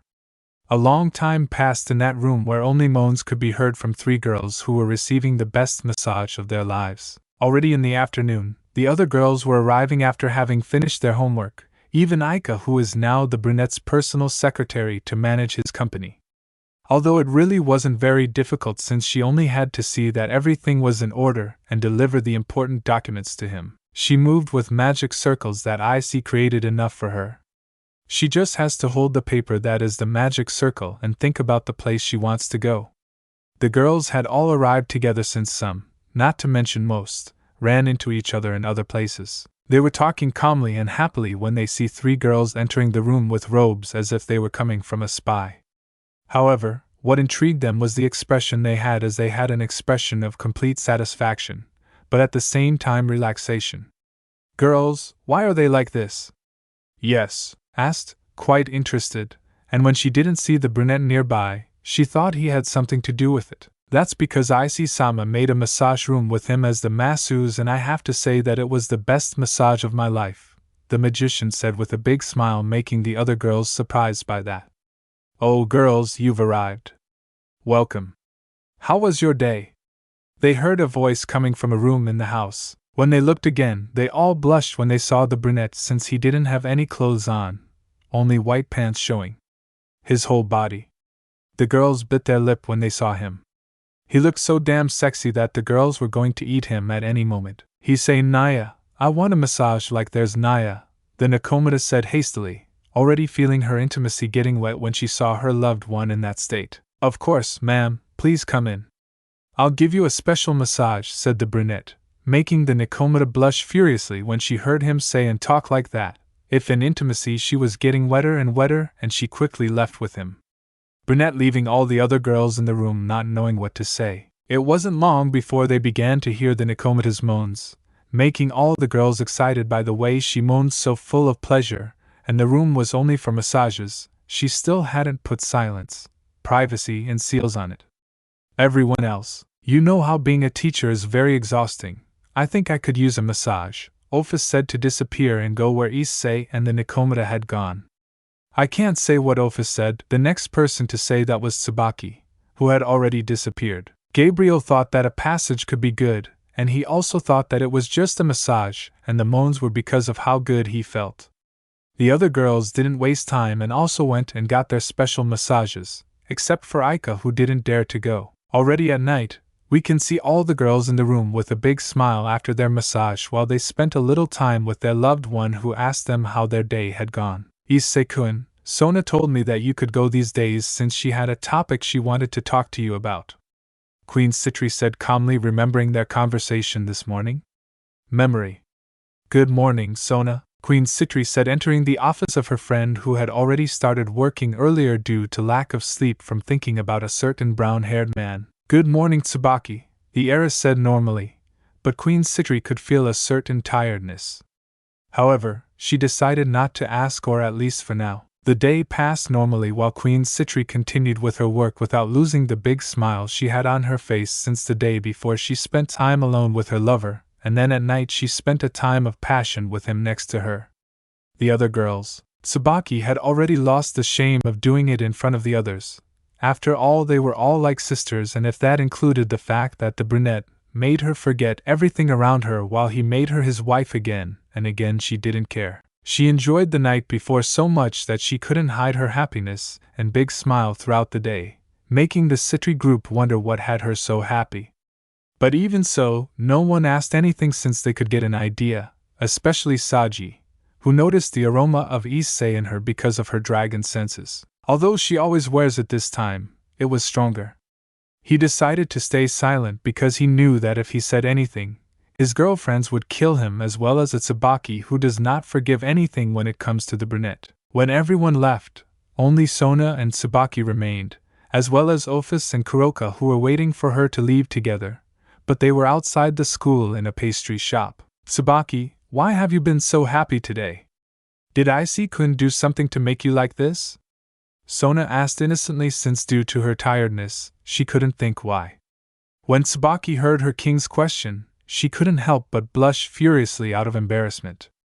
Sona, who saw that, decided better not to ask, realizing where everything was going. But before she said anything, her queen spoke. It's good that yesterday I spent a moment alone with Issei-kun, and the conversation we had together while hugging and kissing him was something really very special, said Queen Citrix, completely red with embarrassment. However, Sona is frowning because for some reason when she heard that, without realizing that she is extremely jealous. And well, ending the day with the others, and he, well, Queen Citri was trying to say, but she couldn't because of her embarrassment. Sona blushed a lot when she understood what her meaning meant. Queen causing them more jealousy since she also wanted to be with the brunette, but she did not have enough courage to tell him something that everyone had realized. Tsubaki, could you tell Issei-kun if he could come these days since I need to talk to him about some issues? The Citri heiress said, diverting the topic since she felt uncomfortable and jealous hearing that. She imagined herself with the brunette on a night of passion, making him blush furiously. Okay, Sona, I'll give you the message, said Queen Citri, thinking that perhaps her king was finally going to confess to her lover, since all the other girls had realized that the last 3 girls who loved the brunette were not they had confessed, so they decided it was better to let them prepare themselves to confess their feelings. Both girls had returned to their own thing, however, each one in her own thoughts. Sona telling the brunette her feelings at any cost, even though she was afraid that he would say no or not be enough for him. Tsubaki with how happy she had been, since she is with the brunette, making her fall more and more in love with him, making her completely in love with him. So much so that she wouldn't know what to do if he weren't with her. End of memory. He didn't tell you what it was? The brunette asked, intrigued since he didn't think she was going to confess because he goes to see Sona a lot because of his business with the academy, in addition to seeing her and spending time with her since she was one of the girls he had fallen in love with. He didn't just tell me that, Queen Citri answered, making the brunette nod. By the way, she is not the only one who sent you to call Issei-chan, Serafal said, drawing the attention of the aforementioned. Tiamat visited me this afternoon, and after having a conversation with her, she told me if you could go to this address tomorrow, said the pig-tailed Mao, giving her a paper with the address. The brunette took it a little doubtful of what is going to happen at that moment. I think it would be better if you went and finished it once and for all, Drake advised, seeing that the brunette was a little doubtful since the fight he awoke that feeling for the dragon, something common since the race of dragons gets a mate by in the middle of the fights, something that the brunette was very aware of. That's why he didn't know what to do. I assure you that she also feels the same as you. The feeling that you developed was also developed by her. They both fell in love. It may be a little silly how that sounds, but it is true. Our race develops this feeling when a male and a female they fight. Although they almost never happen, but there are always exceptions. The feeling you develop for her is legitimate just as she feels for you. Drake clarified when he saw that his partner still had some doubts. The brunette already knew all that, but hearing it from his friend gave him a little courage, and he hoped that tomorrow's meeting didn't end badly. After all, as his friend had said, he had fallen in love with her. No one heard this conversation since everything happened in the brunette's mind. The other girls who heard that understood that Sona and Tiamat could live with them very soon. Something that does not bother them since the brunette, despite the number, has never neglected them and rather pampered them, much more like the massage that they finished to receive, making some have a smile when remembering how pleasant it felt, hoping to be able to repeat it very soon. But even though the girls got along well, sometimes they fought over Issei, but nothing serious. It was more of a game between them to see what Issei would do, where the winner was always the same Issei, since when they fought like that he gave them a passionate kiss, calming things down. Although some continued, as in the case of Kuroka, Gabriel, Yasaka and Serafal, who ended up completely unconscious.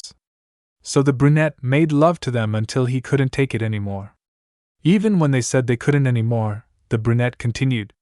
So they would understand. Since he doesn't have the courage to yell at them or hit them. So the only thing that occurred to him was that although Gabriel and Seraphal were the ones who enjoyed that punishment the most, when Ophis noticed that brunette, she did not let the brunette go out until she was completely satisfied. Although most of the time it was she who ended up unconscious from the pleasure. Irina, Lu Fei, Tsubaki, Elmenhal demanded compensation from the brunette by making him take them on dates where he gladly accepted, taking them on several dates. The other girls also asked them for dates, and he did not refuse. Currently, the brunette was flying through the underworld to the direction given to him by the pig-tailed Mao. Since he didn't know where he was, he flew away instead of teleporting. When he arrived, he realized that it was a completely mountainous area where there was literally nothing. He stayed waiting while he raised his aura a little to make him understand that he was already here. But after a few minutes of nothing happening, the brunette was going to leave, but I had to jump to escape a flash of flame. He looked at his attacker again and saw the blue-haired girl wearing a bodysuit, revealing her well-formed body, making the brunette unable to avoid seeing her while his instincts began to awaken, making him make the woman in front of him his own. That same instinct was what Ophis had awakened that time she had to ask the other girls for help, but this time it was in a lesser sense, for now. Tiamat began to blush and get a little excited since she had not realized that the brunette was releasing pheromones due to his state of excitement. Because you attacked me, the brunette said, trying to sound calm, but he was really controlling himself to jump on top of her and make her his again and again. But seeing how beautiful the dragon was and her well-formed body with those clothes that only told but her curves were almost impossible. The dragon didn't say anything and just looked at the brunette, trying not to jump on him and force him to make her his again and again, since the brunette was throwing out even more pheromones, making it almost impossible for the dragon to contain herself. She had only come to find out if what she felt was right, even though she already knew the answer. She wanted to confine him anyway. Furthermore, she wanted another fight since last time she realized that the dragon hidden part of its power, although she did it too. But she also wanted to get revenge on Drake for breaking that treasure that was very precious to her, and the only way was through his porter. Drake destroyed the only memory of my mother he left me. I trusted it to him because he swore he would take care of it, because he insisted and promised me that he would return it to me in the same way I gave it to him, said the Dragon Queen with clear anger, and some tears ran down her cheeks, while the brunette, when he heard that, was yelling at Drake a lot of things. While he remembered everything and only stayed silent because he knew he deserved it, at that time he didn't care who he used to defeat Albion. Now years later, he realizes what he really did. I'm not going to forgive myself. I swore to myself that I would kill each of its carriers every time I find one, the dragon said seriously, but excitedly. Without thinking twice, she threw herself with all her strength and speed against Issei with the clear intention of killing him, according to her. The brunette was surprised because she was much faster than when she fought before, quickly covering herself from the blow that caused the ground to break due to the force. Please stop. I don't want to fight with you, said the brunette, trying to get him to ration while he tried to control himself. Fighting in that state was not good. The only thing it did was excite him more when he saw how powerful she was, making him have more desire to make her his. After all, dragons always look for strong females. The dragon did not ignore it and gave a paw that Issei also covered, breaking the ground even more due to the strong impact. He grabbed her leg and threw her up where she quickly stabilized herself, the brunette getting in front of her as they looked at each other. The dragon attacked again, starting an aerial battle. However, the brunette only remained decent. He did not want to hurt her since he had fallen in love with her. He knew she was strong, but fighting in that state, he really did not know if he would get out of control. Fight! I want you to fight! The Dragon Queen shouted, angry and excited since her instincts were dominating her, as she saw how Issei-haired man demonstrated that strength. However, the brunette only defended himself without attacking. He blocked or dodged the blows that the dragon sent him. The fight continued that way, and Tiamat no longer knew what to do to make the brunette fight. Clearly, he is stronger than her. As the fight progressed, the dragon began to slow down as she felt more and more frustrated, until the time came when she simply threw blows at Issei's chest with tears in her eyes wanting to come out and an expression of frustration. Because you don't fight, the dragon said again. However, like the previous times, the brunette didn't say anything. He just hugged the dragon, making her open her eyes in surprise. I'm sorry, the brunette said, making the brunette even more surprised by that. I can't do anything for your treasure. I can't do anything to reduce all the frustration and anger, said the brunette, making the dragon allow herself to be pampered by the brunette, making her blush while her excitement began to grow from having him so close. But not he did nothing since his sadness and frustration were greater. I also know that nothing can replace it since it was of utmost importance to you. But if you allow me, even if it is a little compensatory, said the brunette, drawing the dragon's attention upon hearing those words. Allow me to be by your side, allow me to make you happy, allow me to compensate you for all these years that drag caused you. By carrying it inside me, I feel responsible for this situation. Please allow me to make this beautiful woman happy, said the brunette with complete sincerity and love. After all, he could no longer deny the fact that he had fallen in love with the dragon, whether he wanted to or not. There was nothing he could do, so the only thing he expected was for her to allow him to be by her side. On the part of the dragon, she is simply totally surprised by hearing those words, not to say that she was dying of happiness when she heard it, since she could not deny that she had fallen in love with him, and knowing that he returned her feelings. Although she knew that she had to sharing it did not bother him after all, Ophis was sharing it. If she who is a dragon goddess shared Issei because she can't, I hope you take responsibility. It was the only thing the dragon said to the brunette, but it didn't last long since her lips had been claimed by the dragon, who was still being hugged by the brunette, surrendering to the feeling that was invading her, but also slowly surrendering to his dragon instincts. On the other hand, the brunette came out of shock, hugging the dragon to keep her closer to him, while his instincts began to dominate him. It didn't take long for the dragon couple to begin a passionate kiss that turned into one of desire. That way, the brunette began to caress the dragon's body, her neck, her back, her butt, and her legs. The dragon couldn't take it anymore and completely surrendered to her instincts, beginning to remove the brunette's shirt, revealing his entire torso, making her run her hands through it while licking her lips when she saw it. The brunette did his best not to let himself be dominated, but it was extremely difficult for him since seeing the dragon that way excited him greatly. But he still resisted for now, because if he lets himself be dominated, he will trick Tiamat, because she was still a virgin, since she didn't have the slightest, not to say she didn't have the slightest smell of a man on her. Time skip. Ophis created a magic circle in her ear. Clearly, this was one of communication. If it was going to happen like the last time, she couldn't with her lover. So she needed all the help she could get, and luckily for her now her lover had more women than him. We'll help them.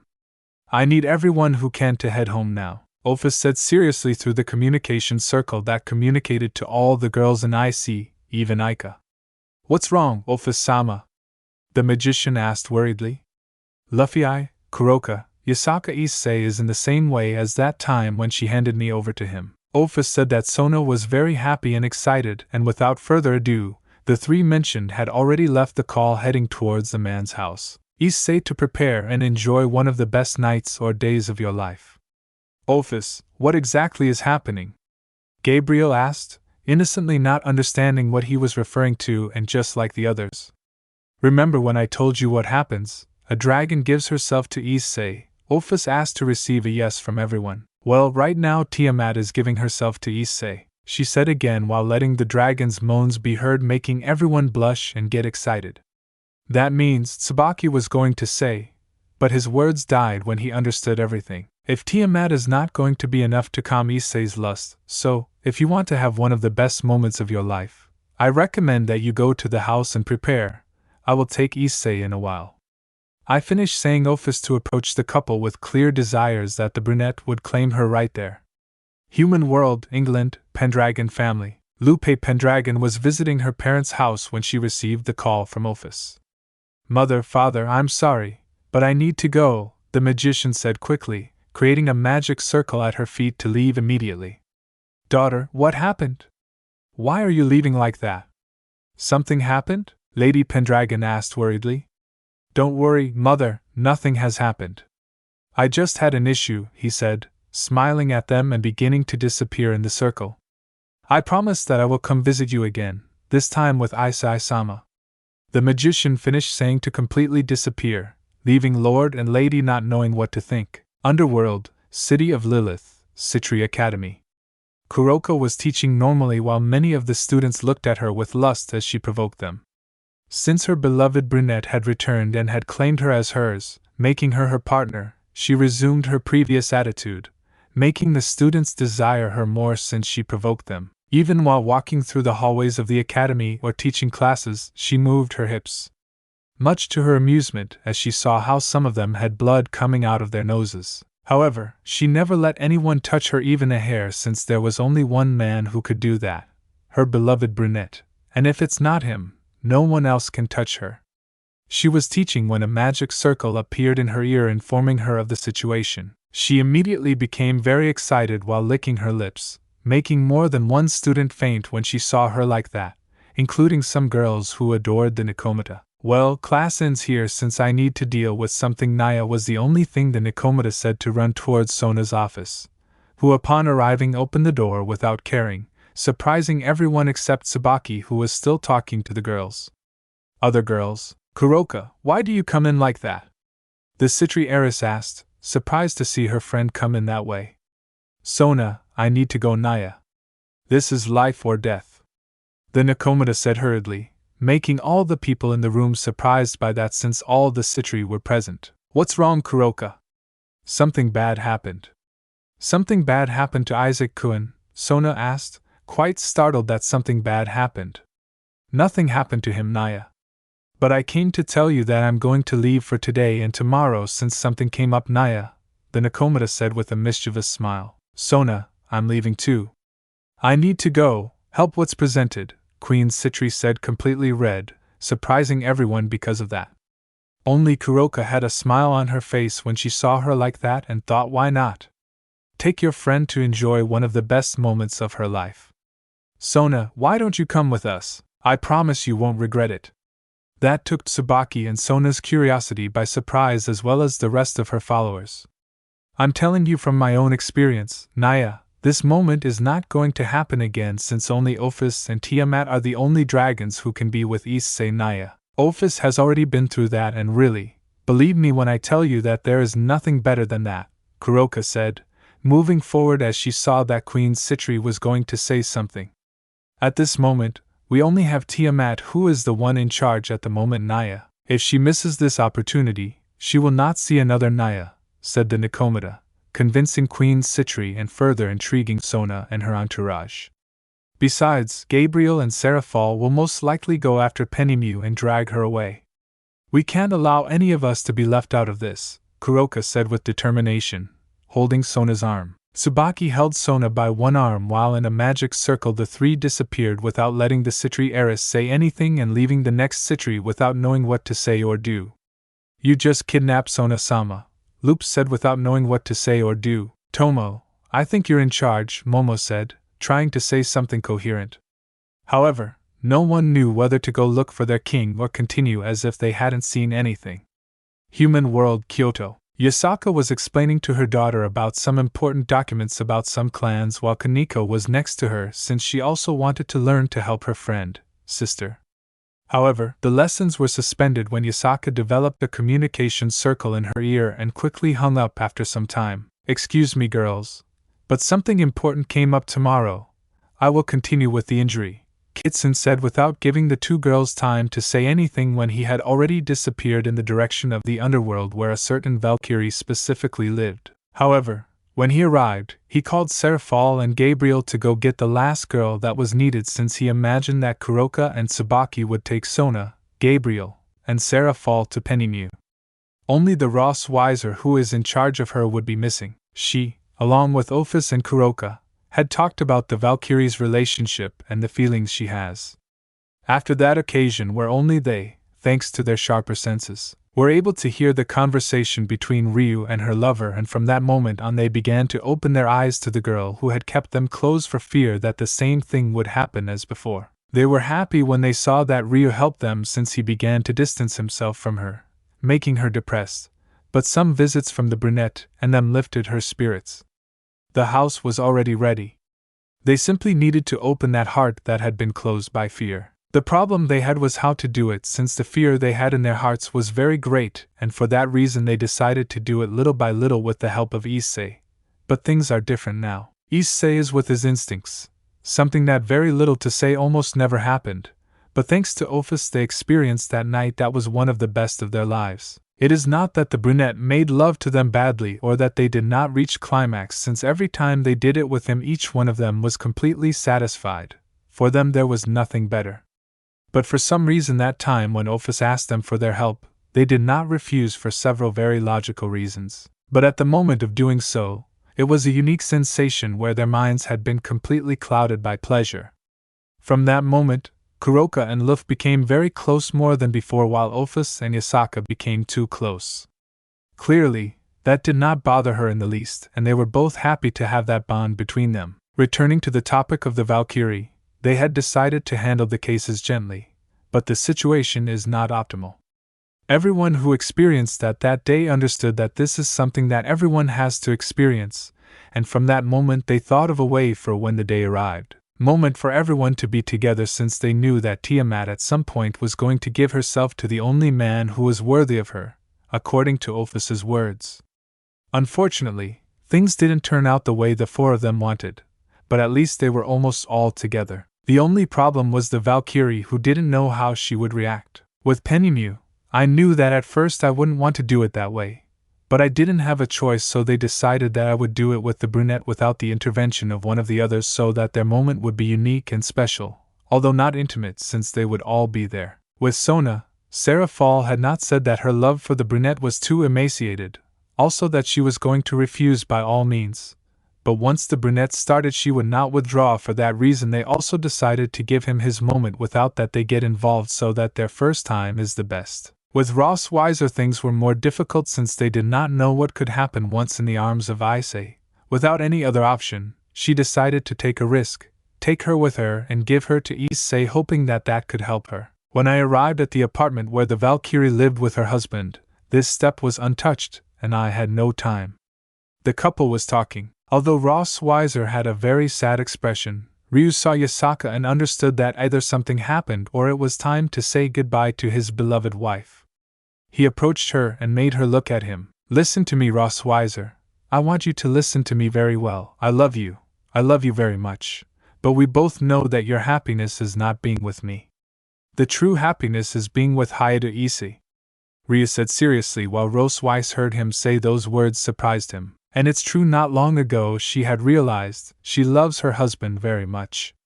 She would say too much, but she really didn't love him. She had ravaged herself with fear, thinking that the feeling she had for Ryu was truly love. But during this time in which she lived and talked with the brunette, she realized that she had always been madly in love with him. Her fear and insecurity tormented her. She could not do like the other girls who carried that burden.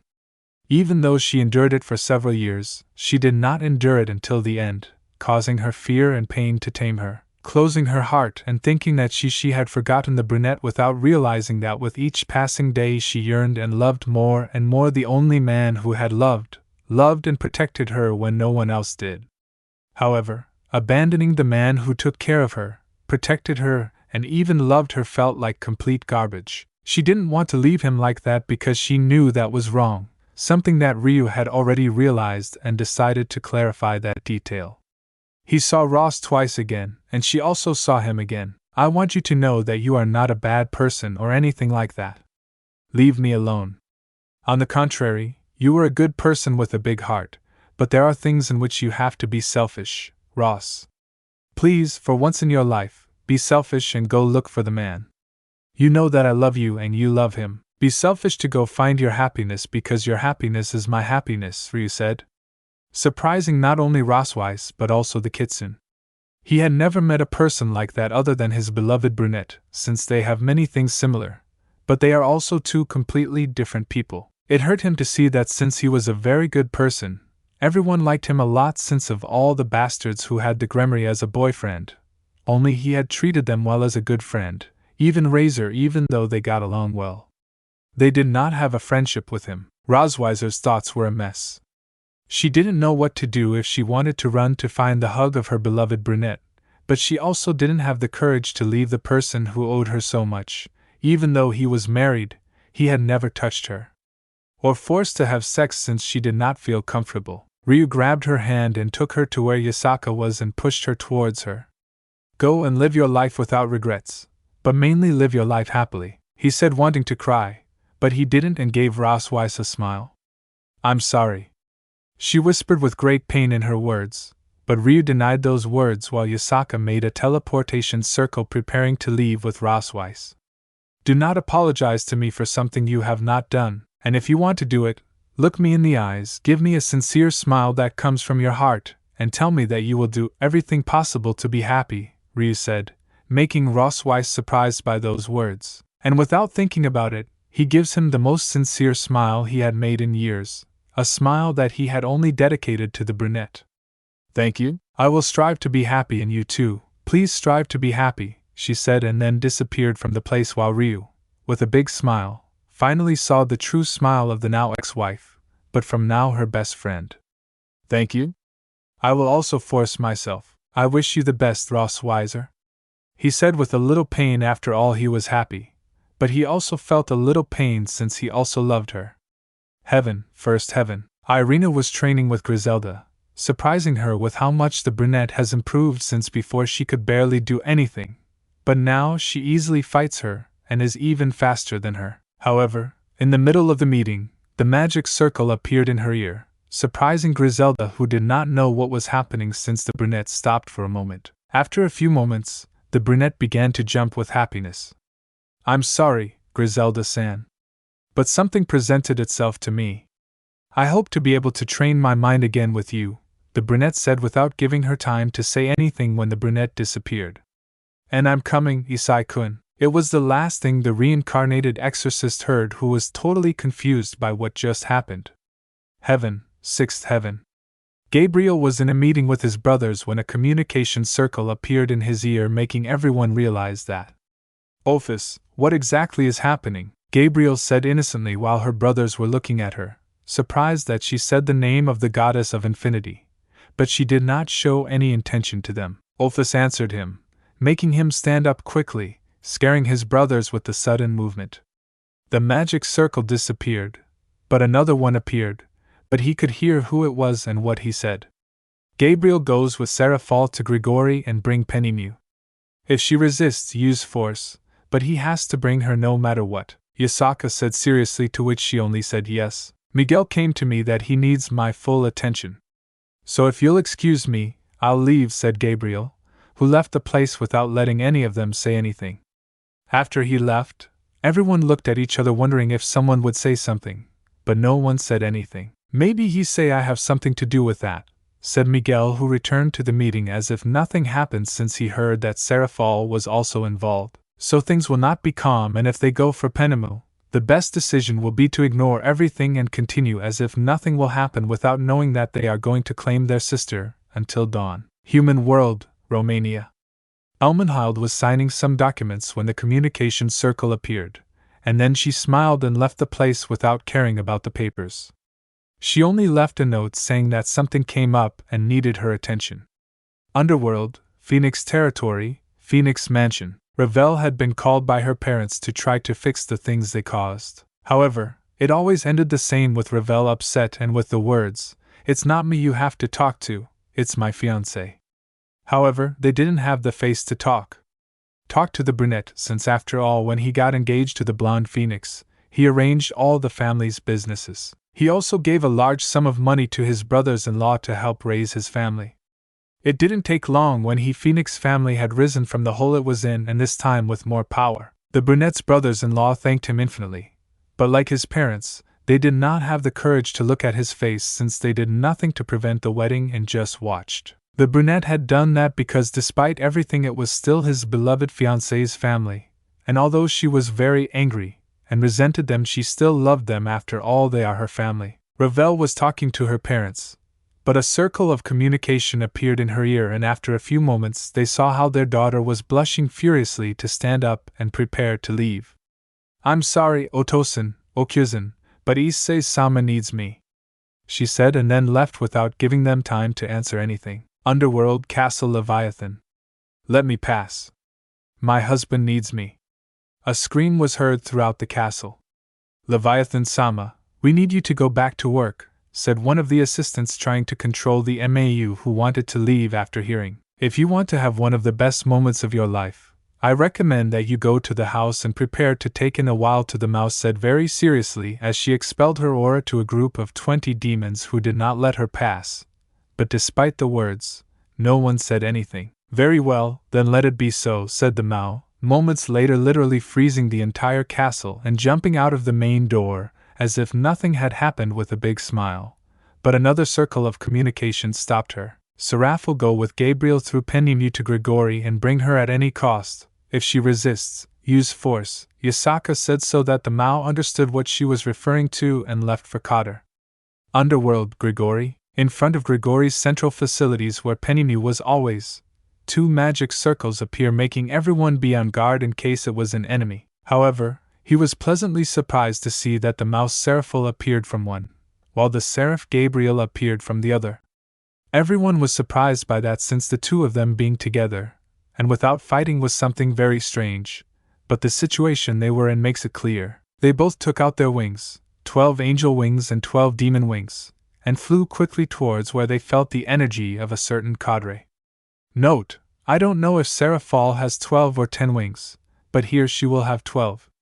This surprised everyone since he was heading precisely to where the goat Penema was since he had passed by there previously. All the cadre were at a meeting, including Azazel, who was bored waiting for something good to happen when suddenly the window breaks, letting the Mao and the Seraph enter.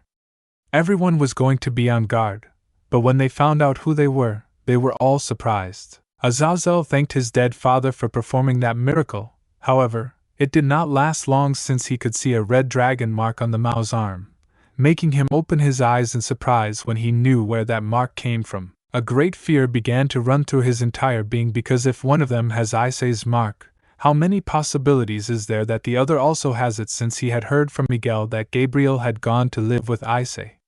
However, before something happened in heaven since she and the brunette didn't leave the room for 3 days, fear was what Azazel felt.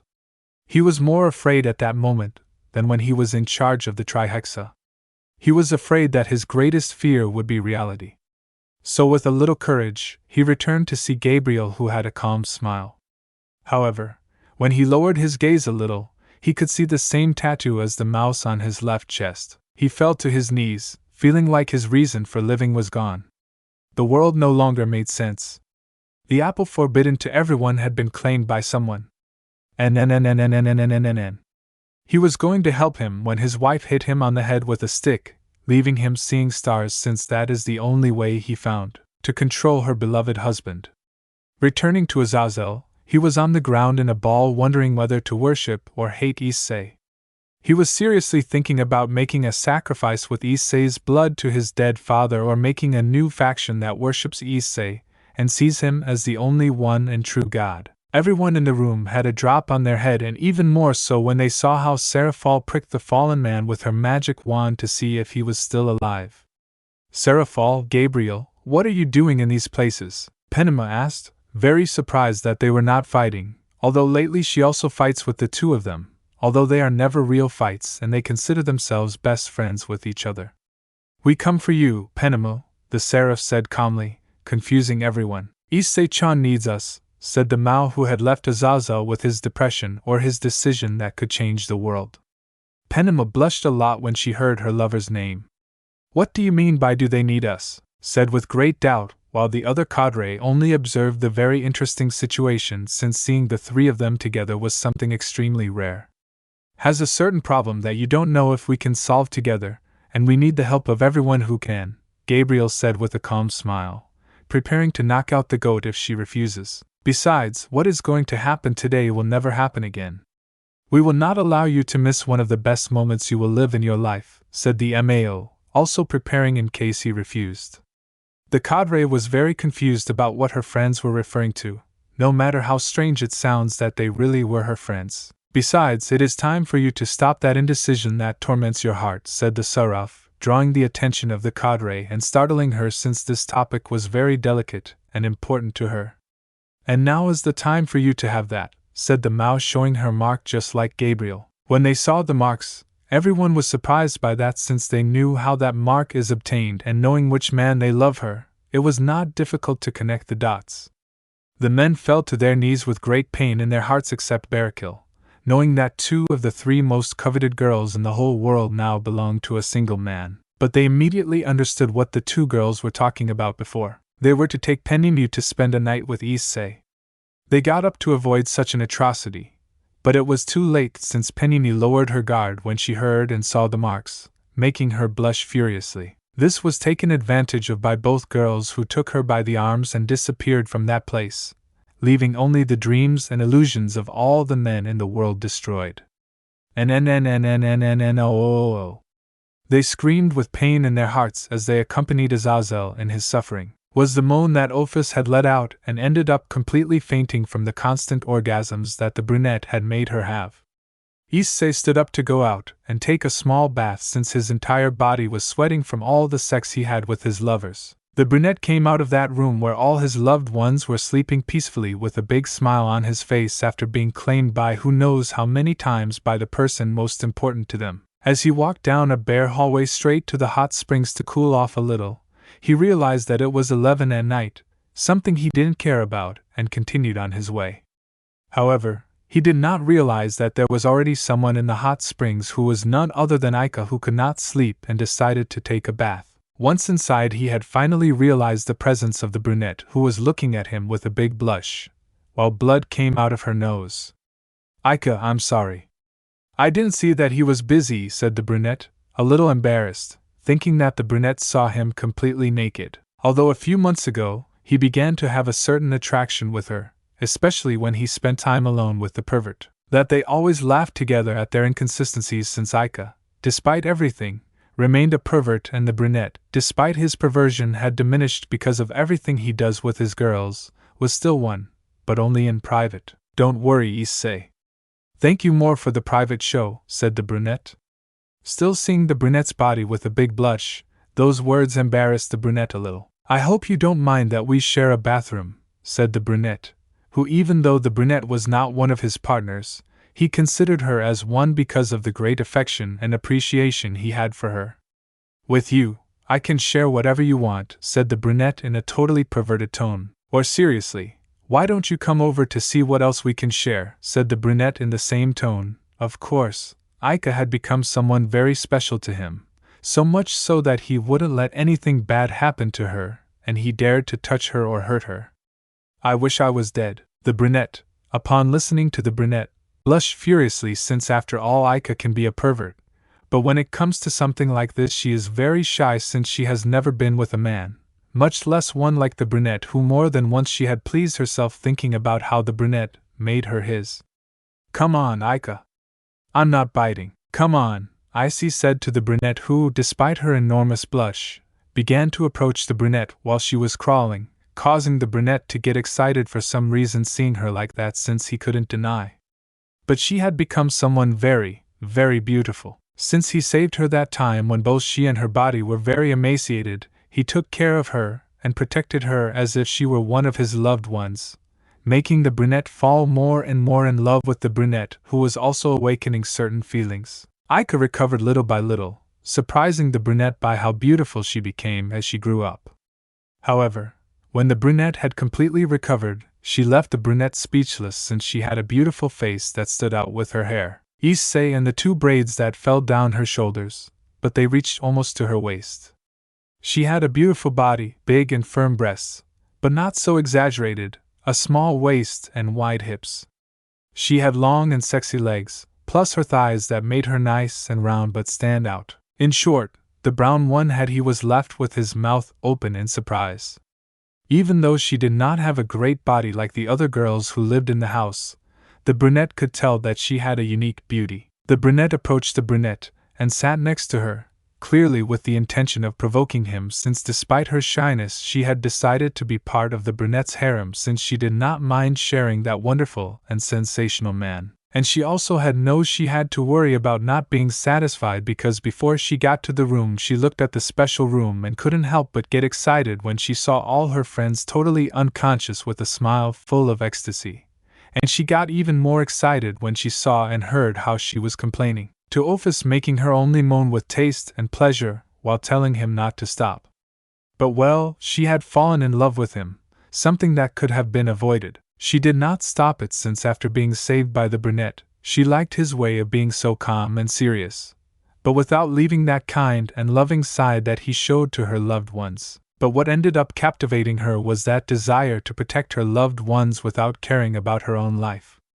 So she decided to let herself go, so that in the end she ended up madly in love with the brunette. Now the brown-haired couple were next to each other. Ika, despite her shyness and great embarrassment, began to provoke the brunette by getting closer to him while exposing her chest. She was clearly dying of embarrassment, but she decided to reach out until the end. It was approximately 3 in the morning when Issei was carrying Ika in his arms and was already dressed while he was only wearing pants, leaving his chest completely exposed. They had made love for 4 hours without stopping, something that surprised the brunette since it was the brunette's first time. During those 4 hours, they both let themselves go, consuming their love completely. However, after 4 hours, the brunette couldn't take it anymore and fell into Morpheus's arms with a big smile of happiness for what she had just done, and because now she can be with the person she loved. The brunette proceeded to leave her in her room very carefully without her realizing that there were 3 other girls in his house and currently only 2 of them are sleeping soundly. After he left the brunette on this walk around his house, since he had not seen his beloved Mao, and was wondering if something was wrong or if something was missing that was strange since she always sleeps there, he continued his way to the Mao's room, where he couldn't help but be surprised to see none other than Sona Sidri sitting at the window looking at that beautiful night that was reflected by the moonlight. The brunette was totally hypnotized by seeing the Sidri heiress like that since she looked extremely beautiful. Issei couldn't help but feel like his heart was beating rapidly. The first thing he wondered was what Sona was feeling in her house, but that idea disappeared when he saw how she was bathed in moonlight, making her look really beautiful. After all, Sona was no longer the element that he had known. She was now a woman. Although she still has that serious and cold attitude on her face, he knew that beneath that mask was a rather shy girl. She had changed a lot, making that time alone make that teenager become a beautiful pariah woman that over time made her more and more beautiful. Compared to her teenage body, she now had a well-developed body, but not exaggerated. See, breasts that were not big, but not small either. Her waist was small as always, and she had developed more hips. She now had a quite pretty and pleasant body, inside making her look quite sexy, something that the brunette didn't care much about since before, when he was a teenager, he still found her sexy. But what captivated the brunette most was seeing that look, those beautiful eyes that the brunette had always liked. When he was a teenager, Sona always caught his attention. However, because he had rise and all the things that happened, he never got there. To treat her properly, to see if that was really love or always mind appreciation.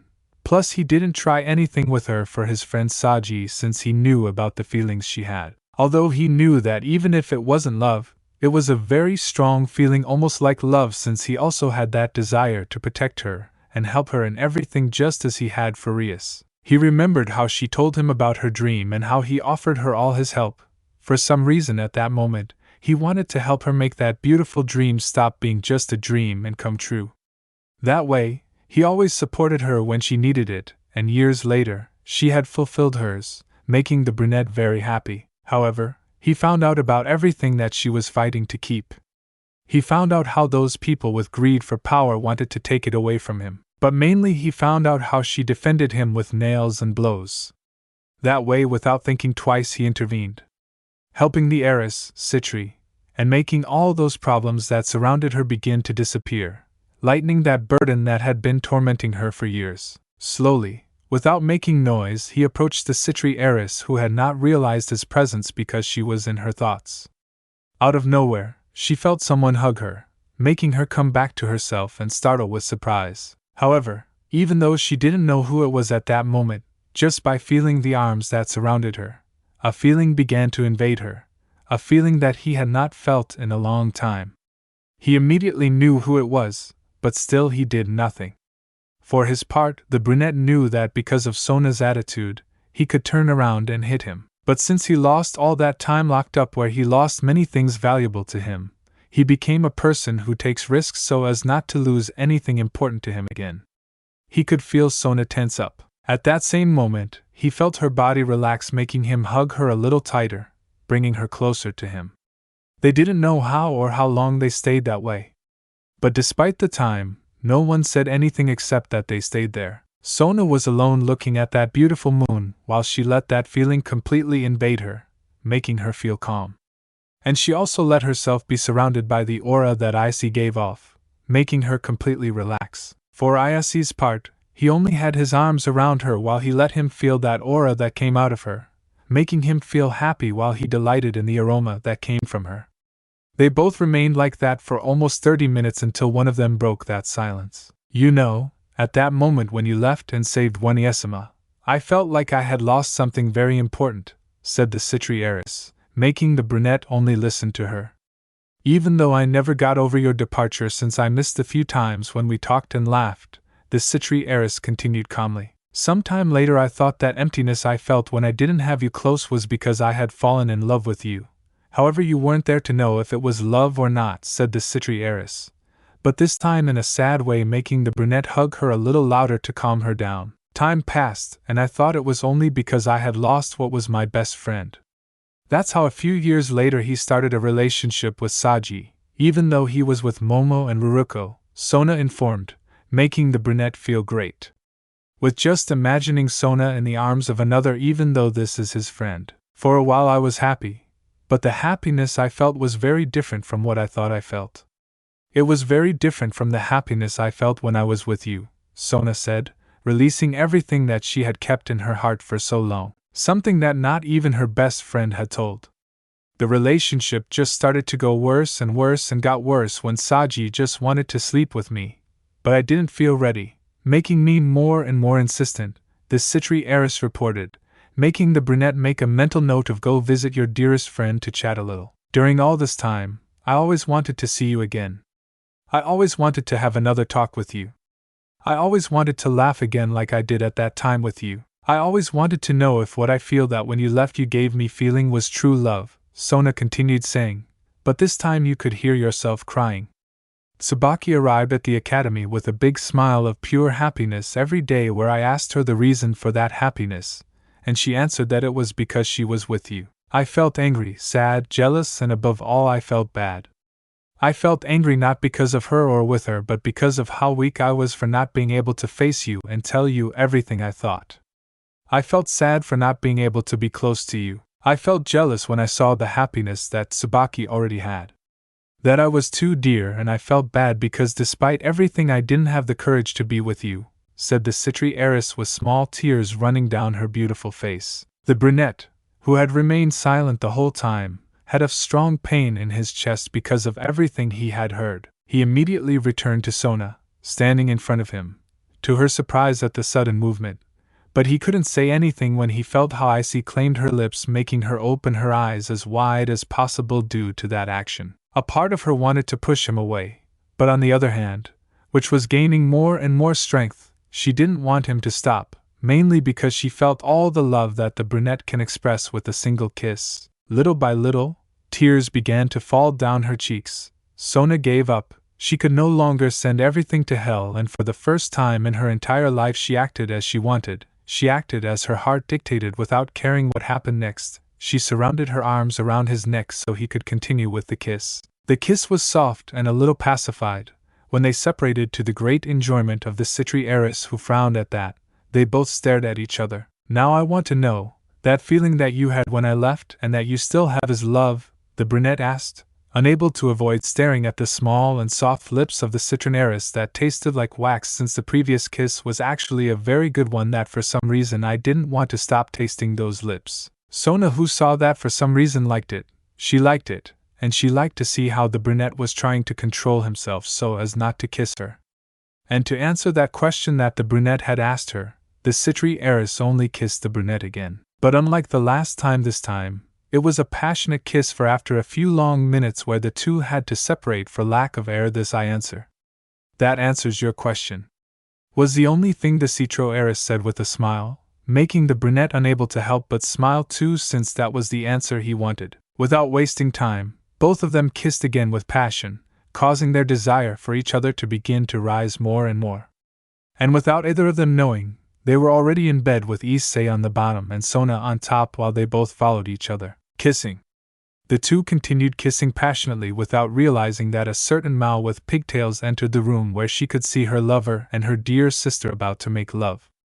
She could not help but smile at what is going to happen since she does not know. He's just going to watch and enjoy what's left of the night. The sun rose in the Haida mansion where everyone slept peacefully, some better than the others last night. However, in a room where there were privacy seals to prevent anyone from hearing the loud moans that the pig-tailed Mao released when she was penetrated. Finally, since the brunette had been filling her completely, making her have a great orgasm and then fall completely unconscious on the bed. The brunette at that moment is breathing quite heavily since he had not stopped making love with his lovers and now his 3 new lovers who were Sona, Issei, and Tiamat.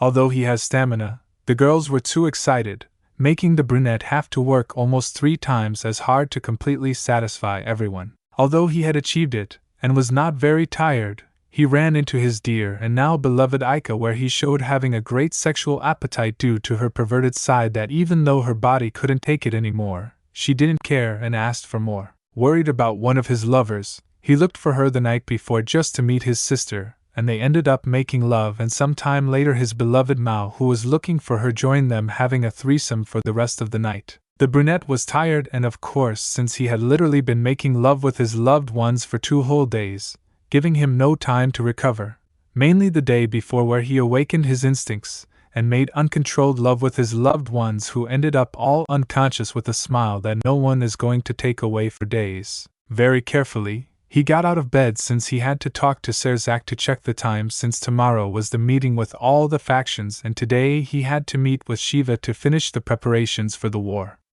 Furthermore, he had to look for Azazel since he had to talk about some matters about some information he had. The day was going to be very busy and I wasn't going to have time to rest again. With effort, he got out of bed without waking the Sidri sisters. The brunette placed them well next to each other and sheltered them so they could rest. Immediately, they both hugged each other, making them look really cute and thinking about everything that happened. A few moments ago, he decided it was better to go out before waking them up and do it again to use up the little energy he had. "Drake, you're awake," said the brunette, already leaving the room and heading towards the kitchen. "If I woke up when they were finishing claiming the MAU, what do you need, partner?" Drake asked calmly. "I'm dead. Help me a little," the brunette asked, although it was more like a plea. "Partner, you are the only one. Seriously, the only man in the whole world who can put up with this. Look at satisfying the seraph Gabriel, the dragon goddess of infinity, the former Yokai leader, and the male Leviathan in just one night like that. Saying it is something really surprising," Drake said with a little giggle.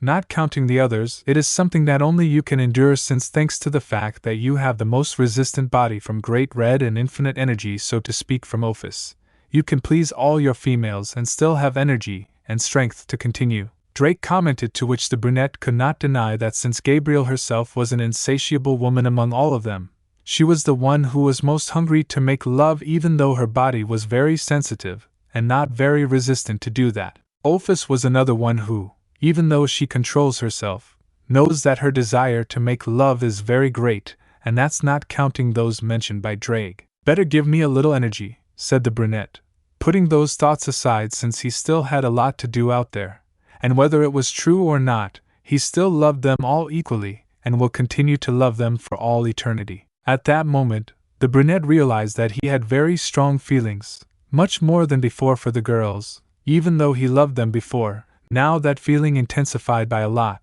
but what was most surprising is that not only with the ones he already had, they were their partners, but with whom they became their partner last night. Yes, it's true. I loved Issei, Sona and Tiamat, and I loved them like never before, but now that feeling multiplied a lot. It seems like you already realized it, Drake said, drawing his partner's attention. "Drake, you know what's happening," said the brunette, starting to prepare breakfast for all his loved ones and his guests, which the brunette could now feel since he returned to all his senses. "Yes, partner, What you are feeling can be said to be phase 2 of the brand, Drake commented, missing the brunette. Look at your back. It was the only thing Drake said, to which the brunette went to a mirror to see what his friend was referring to. But when he arrived, he couldn't help but be surprised. On his entire back was the mark of the Sekiryushi, the same mark of his magic circles and the same mark that all his girls have somewhere on their bodies. What? What is this? The brunette asked, very surprised. And it was not just the brand, since the brand was divided into different colors and each color specifically had its place in that brand. That partner is what we call an eternal love, Drake said, surprising the brunette by what he was hearing, and without him realizing, behind him, all the girls had already woken up that their beautiful dream, even Sona and Seraphal. Although Sona was very blushing, there was also Rossweisse and Penel. Everyone was calmly talking until they heard the conversation that the brunette was having with Drake, but when they heard an eternal love, that left everyone silent and very surprised, mainly Tiamat and Ophis, who opened their eyes as wide as they could, since they, at the same time being dragons, they knew perfectly well what they were referring to. The two girls ran in the direction of the brunette.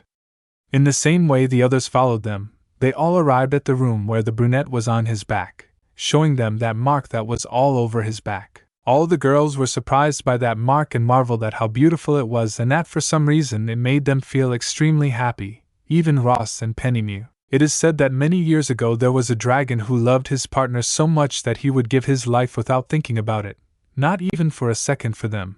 At that time the earth was at war over factions, and that dragon, even though he was not very powerful, always fought to protect his loved ones. Each one of them loved him, but it was not a love as deep as the one he had for them. Mainly because some of them had given themselves to him to protect them, since being weak, no male wanted them, and although he was not very strong, he was enough for them to be alive. They told him that they loved him. Clearly, he accepted them, and over time he fell in love with them, Dreg related, making everyone present they will listen to that story with great interest, and too much interest. The days passed and the war intensified more and more. However, he always took care of them and protected them, making them able to live peacefully, where he always gave them everything they asked for, no matter the cost he gave it to them. She began to think that he was very naive, and some of them began to take advantage of that dragon who, even though he was young, his love was very deep and sincere, Drake said, making the girls start to get angry for taking advantage of him in that way. Being that loved and protected them, however, Ophis and Tiamat, who knew about that story, were trembling, but he didn't know if it was because of anger, sadness, or happiness. One day, a group of demons arrived and began to attack his home, clearly attacking his partners. Without hesitation, he protected them and fought with those demons that surpassed him in strength and number.